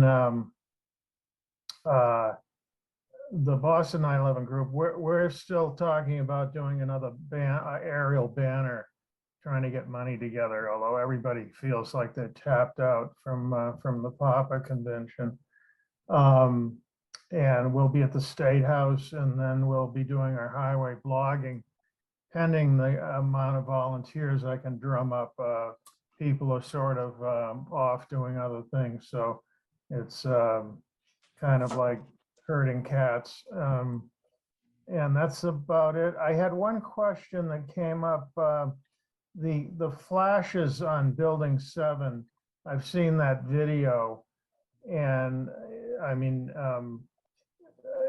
I always assumed that that was the explosives going off. I don't know if you have a picture of that video was out, and somebody contested that as that it wasn't accurate, but let me just stop you real quick on that one. This is, pardon my interruption there. Go ahead. Eddie Current. He's a fraudster, and this is his video. Oh, okay. And here's how you can tell it's the fake video. One, this image that we always see of 7, it's mirrored. Usually the penthouse is up on the left. The penthouse is up on the right. Okay. In the video, when it drops, yeah, you see these flashes and everything. He says in his later on that he put the flashes in there. He even put the explosive sounds in there. And it's at one point you can see a UFO. This wasn't it. This wasn't his. This is the video, but somebody edited it. Erica, it took off. He even put like a UFO over the top of the building taken off right there. So this is Eddie Current's hoax video. So if anybody that's familiar with World Trade Center 7, normally you see, here, let me show so everybody knows. 7, the famous image that we're all familiar with. This one. I need to get it earlier when the penthouse was still up. Rats. Anyways, that's the picture. I've got a current one. I'll post on the chat line. Thank you. So yeah, if you see flashes and hear bangs, just know that's the fake video, and it's mirrored, and you see it, and you see a UFO take off. So there are no videos of flashes or interesting. There we go. That's actually the correct orientation of looking at 7. But if you see the penthouse over on the right-hand side, that's the fake video. Mm-hmm. They're justifying it by saying it's from the back side, but it's not. Nope. And I've talked to him, and me and Eddie Current have gone round and around a million times. He's like Mick West, just a repugnant individual. So no evidence at all, other than the it going down of. Well, I do find those windows. This isn't a good video. The windows blowing out. Oh, come on. Hang on, let me dig through this real quick. Give me 1 second. So we could all see it. G911. Hell, while he's looking for that, what is the name of the conference in Ottawa? I don't know.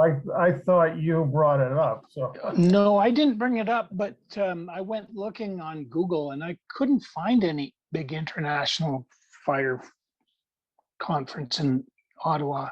There's a Canadian in Ottawa. There is going to be the Canadian Association of Fire Chiefs meeting regarding fire rescue, September 11. Isn't that interesting? September 11th to the 14th in Ottawa, Ontario. That would be an interesting one to. You'd just be talking to Canadian fire chiefs, mind you. yeah, I think, I don't know, Eric Lawyer or Richard Gage brought it up, but I mean, it was my understanding. Yeah, I went looking for it, and honestly, I haven't been able to find any big international conference coming to Ottawa. It starts tomorrow. Yeah. Ottawa, Okay, what's it Ontario. called? The 56th Convention, Ottawa, Ontario, August 8th through 12th, 2022. Oh, IAAF, is that what it is? Here we go, put this in the chat. There it is. There it is. 13 hours to go.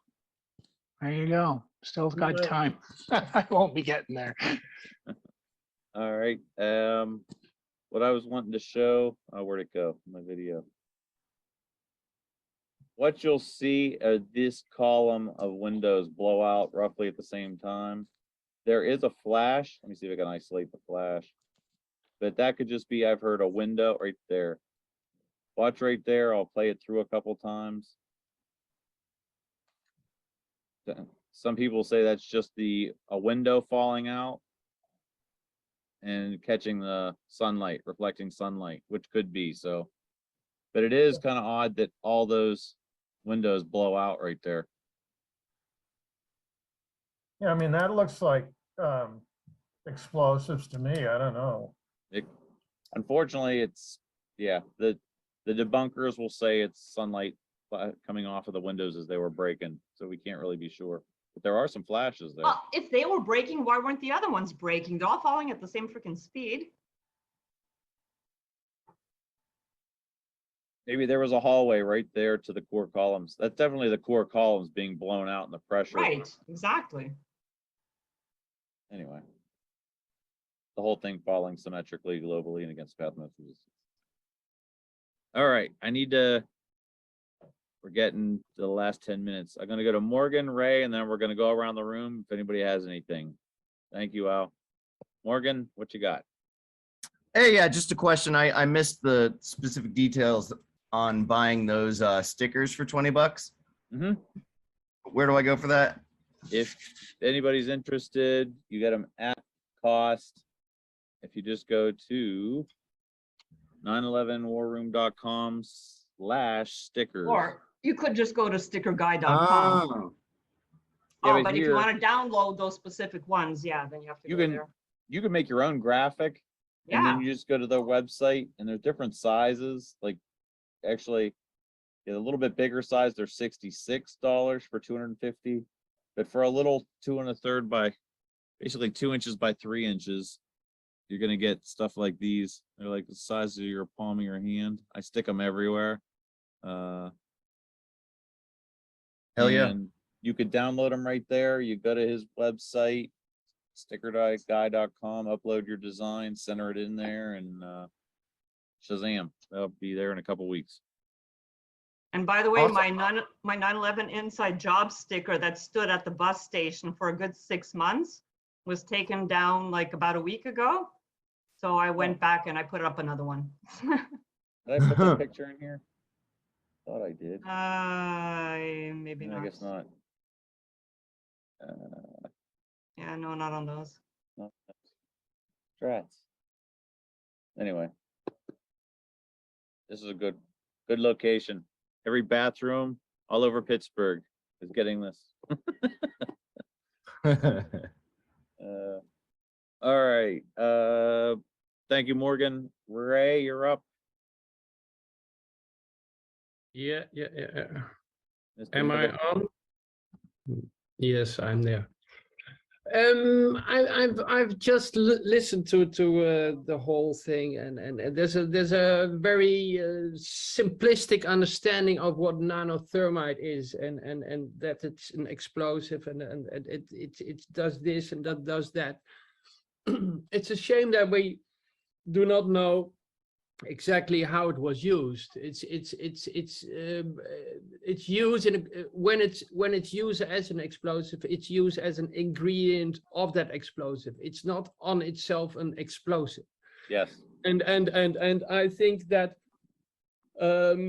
that it was found is fact, but how it was used there can be different opinions about how it was used. And there's a very simple way of doing your own investigation in these things, is just going to the internet and reading about it, but reading about it in sources that are not 9/11 related directly, but scientific sources. And then you read.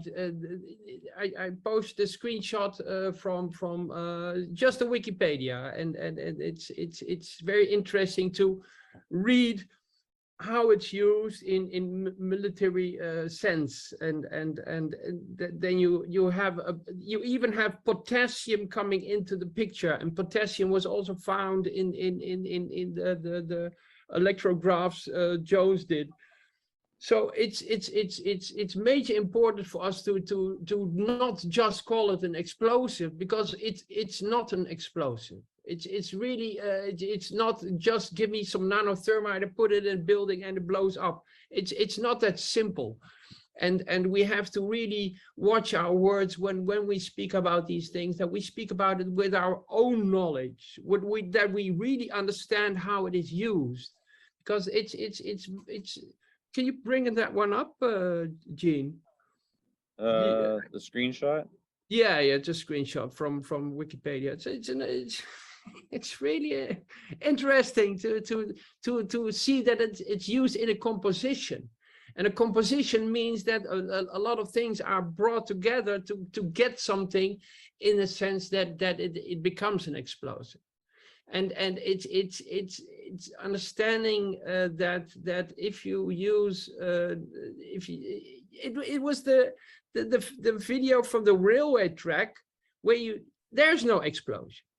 You know, it's a thermatic reaction taking place, but there's no explosion. There's a lot of gas, in the sense that there's coming gas up, but there's no rapid expansion taking place at that point. And a rapid expansion taking place at one point is called an explosion.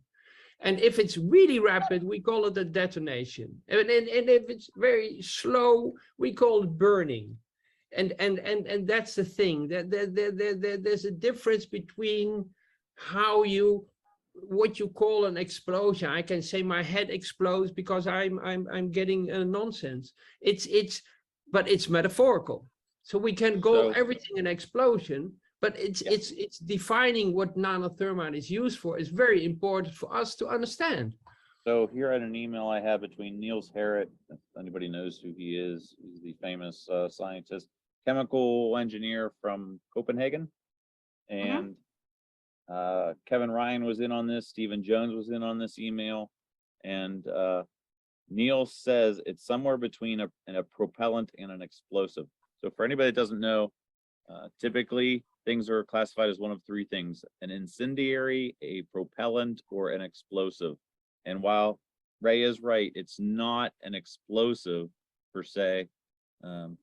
Although Stephen Jones would say correctly, like it says here, this is what Neil says: if you are making an address in the public domain, your use of the words, I call it explosive, surely depends on the understanding of the audience and the time you have to lay out things. So for a one-liner, you can call them explosives, neither the thing nor the audience. Therefore, you have to take care in getting into the discussions, derailing the whole thing. So technically it's not an explosive, but for a simple explanation, like oversimplification, you could say it can act like an explosive.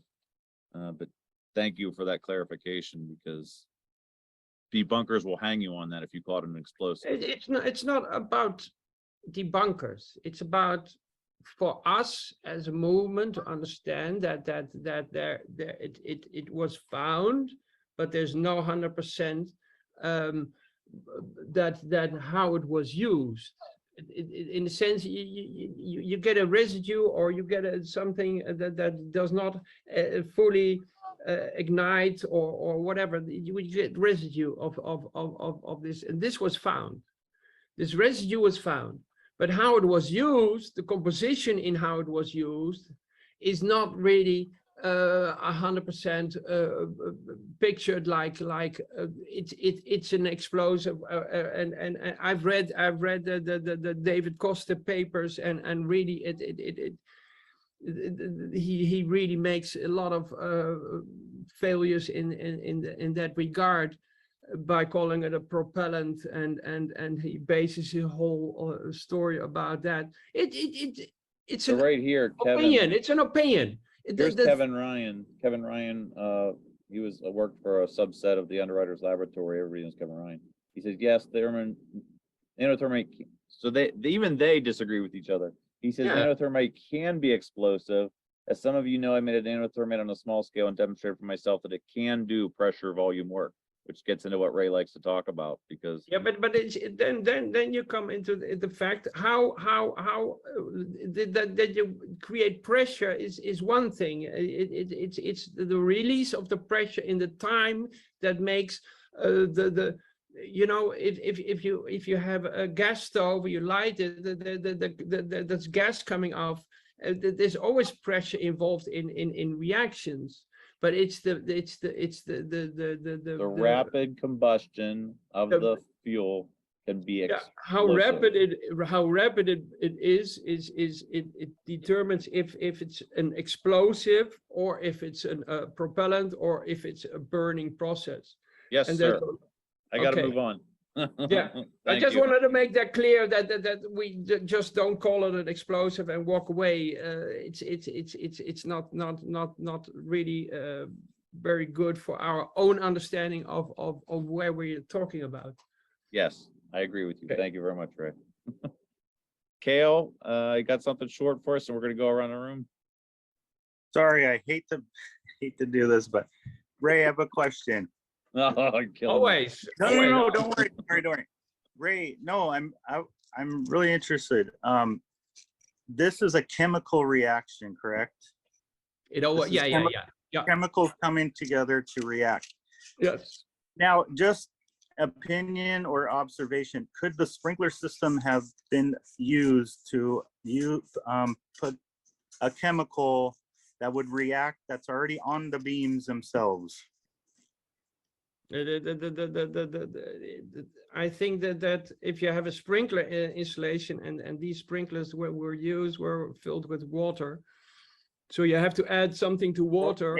Maybe not water, but because that whole but what are you in the thinking buildings, about? I don't understand how you can. What is your process? any type of liquid or chemical used within a sprinkler system to react to another chemical put onto the beams. Everything's possible in life. Okay. I'm not saying that I know what's in the sprinkler system. Yeah. Everything's possible in life, but I found it very, if I hear sprinkler system, I always see this picture of this piece of the North Tower lying there on the street with the tire in compressed in it, and there's this sprinkler tube running. That's the sprinkler I would investigate. That's the thing that I would investigate, in the sense that how did it get there? And then another question, because exploded? you're way more knowledgeable with thermite than we are. So Yes. is there any kind of frequency that could ignite an incendiary or a thermite type of chemical frequency? Not going into Judy Woods. I'm just saying, like, frequency. You need energy to start a process, and that's it, and how this energy is formed, what it is that can be a laser, whatever. No, not a laser, more like a frequency, like, because things are reactive to frequencies, right? I'm just curious. I've seen people break glass with their voice, so a frequency can do strange things. But I wouldn't go that far in thinking that there was something what we cannot see with our own eyes. I think the whole truth is right in front of you. I feel like the sprinkler system was used in some way in the towers. I don't know. When I hear the firemen talk about lava flowing down the elevator shafts, like, just flowing down, there's something's going on, liquid, chemicals, and the sprinkler system just seems, I don't know, it's just an observation from all of the years of looking into this. I've been reading through the NIST NC Star, trying to write an article. And I found this interesting, this graphic. World Trade Center 1 had several 5,000-gallon tanks throughout the building. 2 of them up at the 110th floor, actually 3 of them near the 110th floor, 75th floor, 41st, 20th. Right. So they had a ton of water up on the top of these buildings. Yeah, but there were. You can see the first plane damaged lines on where it came in, and that was laying on the street. It's clearly that. Oh yeah. Something was their system of sprinkler was ruptured, because there's not a lot of what I know about sprinklers that the system was in use in the building. There's only firemen going in with hoses and fighting the fires, but the sprinklers, there's no mention of sprinklers going off or whatever, and that's a crucial thing, that the sprinklers were not in use. Trying to find one of the, here it is. This photo, good. This is the panel. This is south of World Trade Center 1. What somebody pointed out in one of the groups I'm with, this is a fire hose right here, and there's another piece of the fire hose over here. So it was actually it was ripped out of the building when this Yeah, from but the the edge. piece going up, the tube going up. There's a tube. Yeah. Yeah, in the middle and there going up, go up. Yeah, that's one. That's a fire pipe. hydrant. That's No, a pipe. Yeah, that's a pipe. But That's a this I'm pipe. talking about- That's a water pipe which is used for there's no other big. But this these is are a fire Was hose. that on the outside of the building, not the core? Was that Yeah, in the this is core? no, this is the panel coming from the south face of World Trade Center 1. After they collapsed? No, No, before no. it collapsed. Here, I'm Before. getting into something I How shouldn't would have that gotten come into. out of the core? You tell me. You tell me, Kyle. That's the question. That's the $1 million question you This have is the there. exterior. All right. hang How on. did that? Hang on, why hang on, did hang on, that- hang on, hang on. I don't So know. right here is World Trade Center 2. Back in the back here is World Trade Center 1. This is the south face of World Trade Center 1. The building, the plane went through the building, ejected one panel, and this is the panel with the wheel on it. Okay, so then some piping was attached to the outside beams. It was probably the HVAC or plumbing pipe that was up in the building. It got ripped out with this panel, but I'm getting sidetracked. Okay. Anyway, Right. thank you Sorry. both. Going around the room. Thank you, Kyle. Yeah. Let's start at the bottom of the list. Sean, anything for the group for this week? Thank you for being here. Sure. How about we were born with 2 ears and 1 mouth? We should listen twice as much as we speak. Thank you. Daniel, anything for the group? Thank you for being here for the first time, brother. Thank you for your story of your grandmother and the other person. Dad? I thank you for having me on. It's been a pleasure. Right on. You're welcome anytime. Don't feel obligated that you got to be here the whole time. If you can only stop in for 10 minutes or just put it on your phone and listen, it's all good. Thank you. Yeah. Ross, anything for the group this week? Yeah, I want to try and share one more time this photo that is in relation to what we've been talking about here. So that should be sharing. Yep. And you see what it is here. It is one of those panels that got blown out, that panel that did get blown out of the north side. And you get an idea of the size of it here. You see the guy down here. You see all these men down here standing there, and he's getting ready to mount that panel in there. So you've got all these bolted connections right there on the spandrel, the bolted connections at the top and the bottom of the column. You've got the trusses from the floor trusses, which are going to be coming in. All of those had to be broken along for that panel to fly out of the building and go, it turns out about more like 450 feet away from the facade, which again means a huge amount of horizontal velocity. So we'll go, later on, maybe we'll talk more about it, but that's the size of that thing and how many connections you can see had to be broken instantaneously for it to get it to fly out. So anyway, the last thing I'll say is I got a good name for the skateboard race, Death Valley. They got flooded this week, first time in a few years. Wow. Yeah. But we'll call it the Philippe Petit Furnace 50.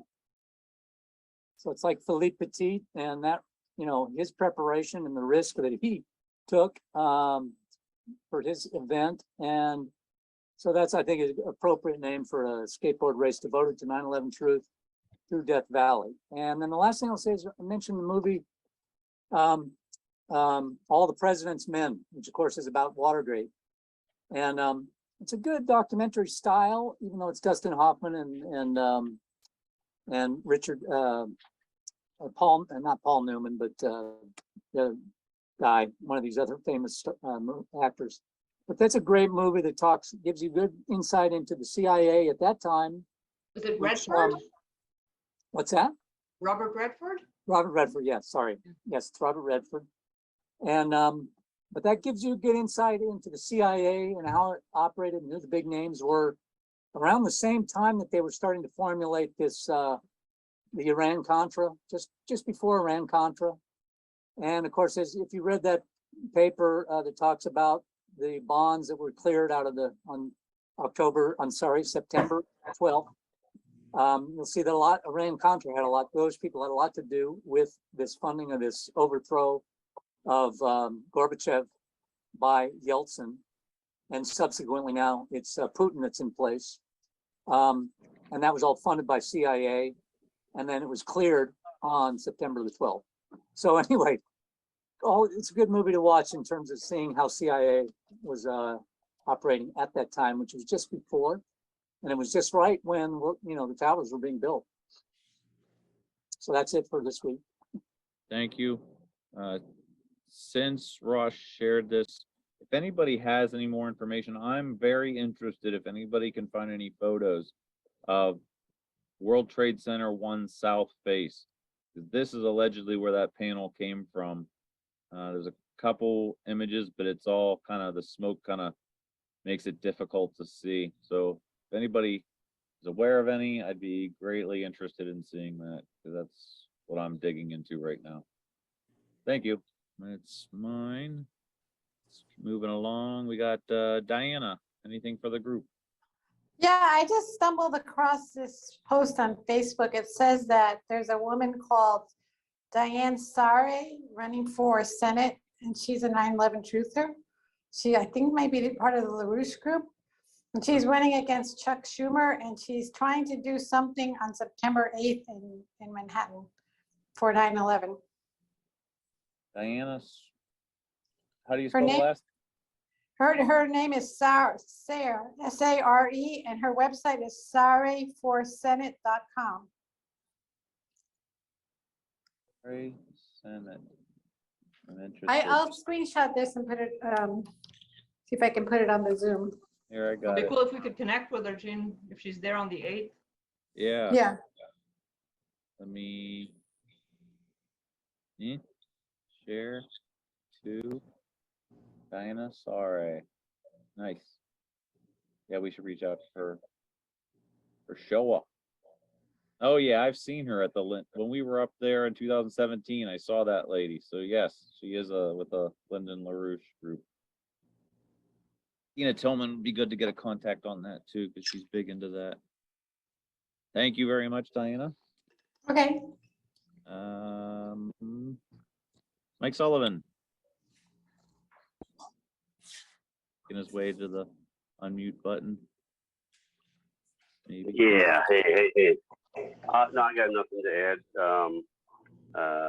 This is my third WarRoom meeting, and I appreciate all your work and good luck and all that.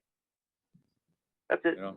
Thank I you, also wanted to say that the guy man who showed that section of the building and how all of those different connections had to break simultaneously. I hadn't seen Click that. on that. You'll find out probably what I'm talking about. Sorry about that. So thank you for bringing that up. Yep. Thank you. That's it. I got Daniel. Ray, anything for the group?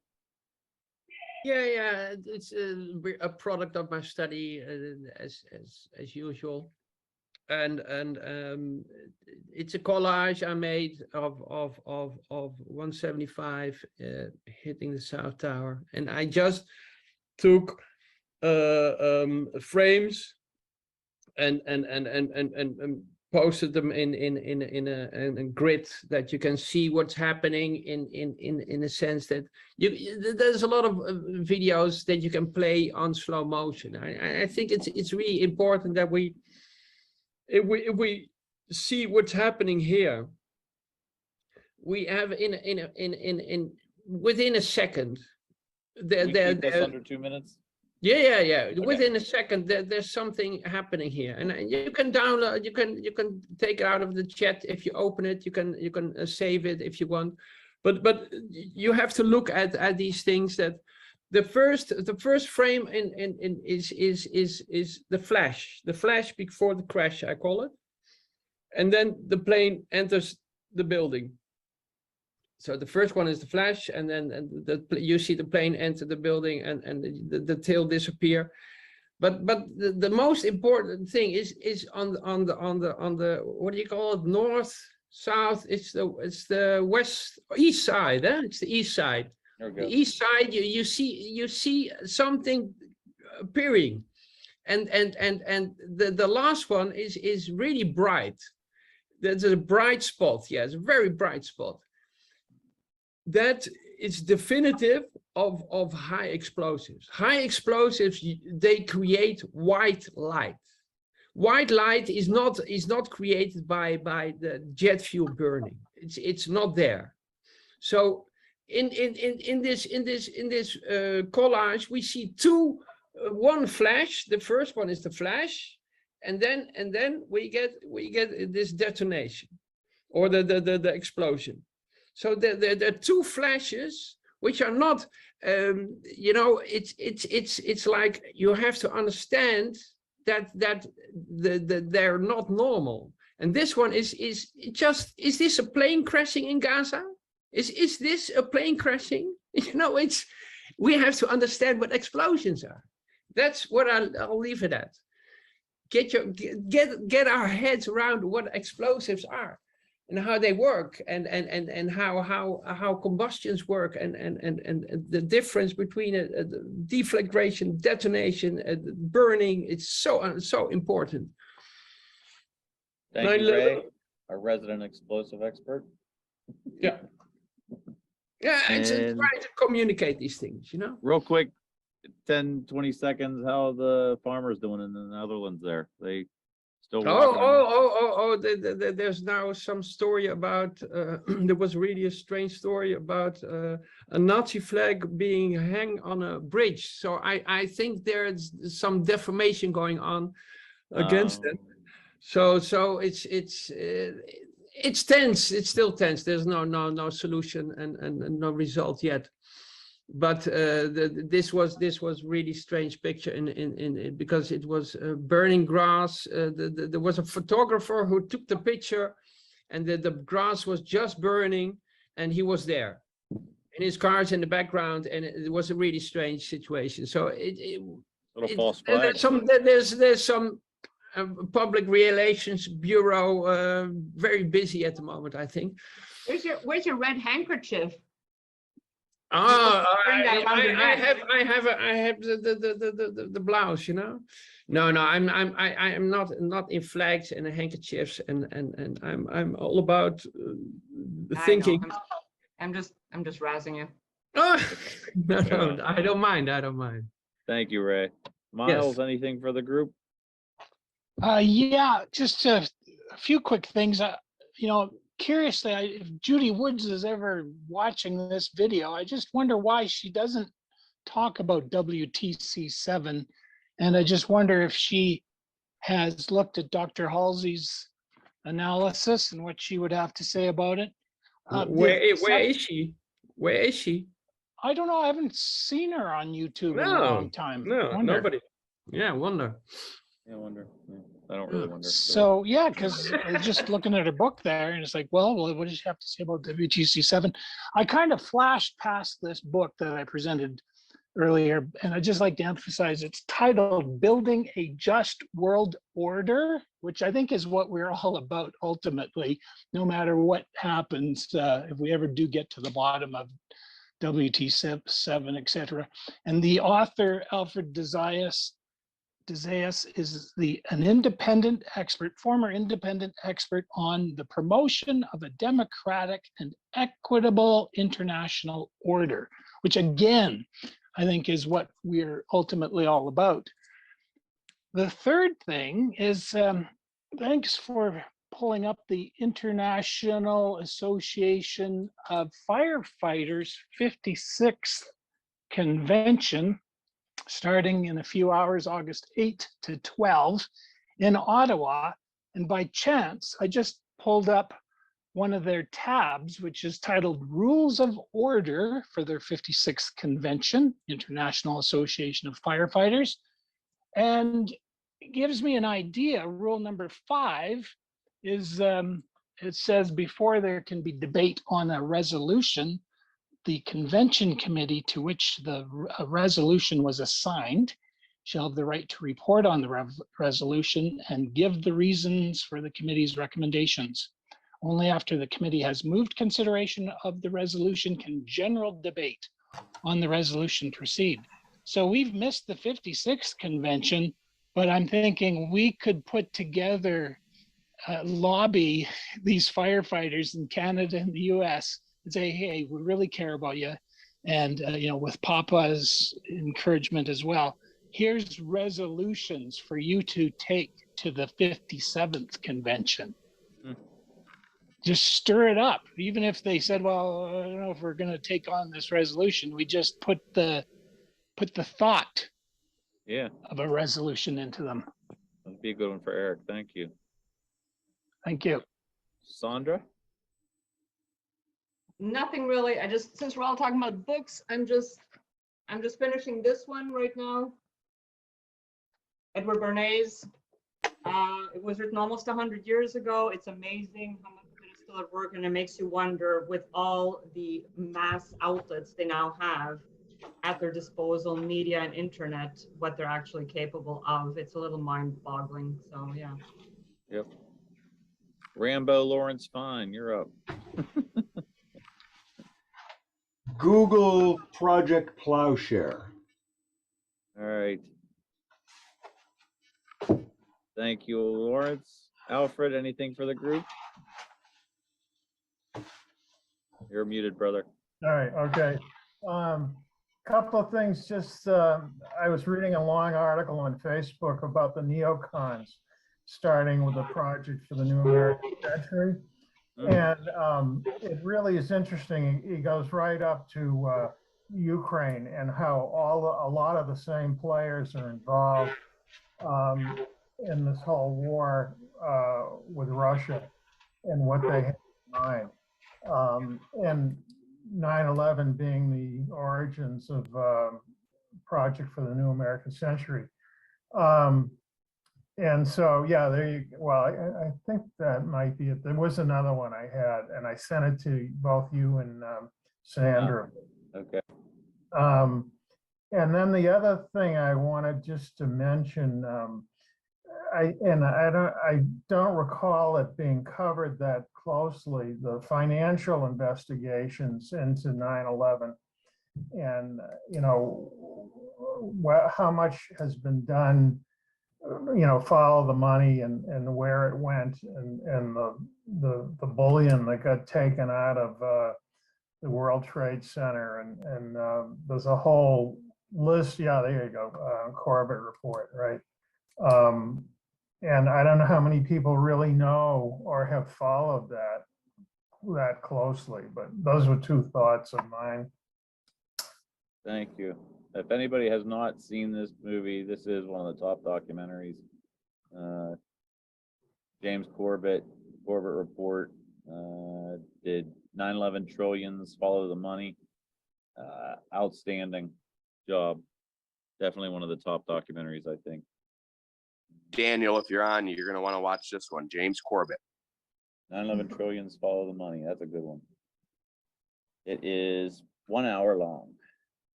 Thank you, Alfred. And last but not least, Kale. Anything for the group? Just want to say, question everything. Everything. Yeah. Listening's good and learning from one another, but question everything. A great source for the financial trail, John Bonacor. He's a Native American. He's a Mohawk Indian. His Indian name is Splitting the Sky, but his name is John Bonacor. He's an AIM activist, American Indian movement from back in the day, Russell Means and all them. But I'm being Native American. He was a strong voice. He ended up dead with some blunt force to the head on accident, falling down some stairs or something, of course. But he worked close with Cynthia McKinney back in the day when she was running, and Cynthia and him were working together. He's also known for attempting to do a citizen's arrest on Bush Jr. In Canada, I believe. Yeah, it was actually right here in Calgary. Oh, really? Yeah. In front of our convention center. He gave it his all. Man, he was a Spitfire and Native American on top of it. But you know what? His trail, his money trail, he breaks it down. look up John Bonacore, Splitting the Sky, Follow the Money 9/11. Man, he gets down into the nitty gritty, but he was silenced. Yeah. But again, yeah, question everything, guys. And thank you for everything that you're doing. We're raising children, so they've learned so much from you guys and so many other real heroes out there trying to bring in a better world, protect our freedoms and independence. No to a new world order, great reset, new American century, however they want to word it. We must remain sovereign and independent from this huge banking cartel, central banking system. It is just, they'll call anything and they create anything to bring in these new laws through our fear, ignorance, confusion. Yeah. So, but thank you for everybody for all that you do. Seriously. Yeah, just Gene, quick, can you post that link? I saw a really funny joke about that, or a graffiti. Said, question everything, and then below it said, why? Yes.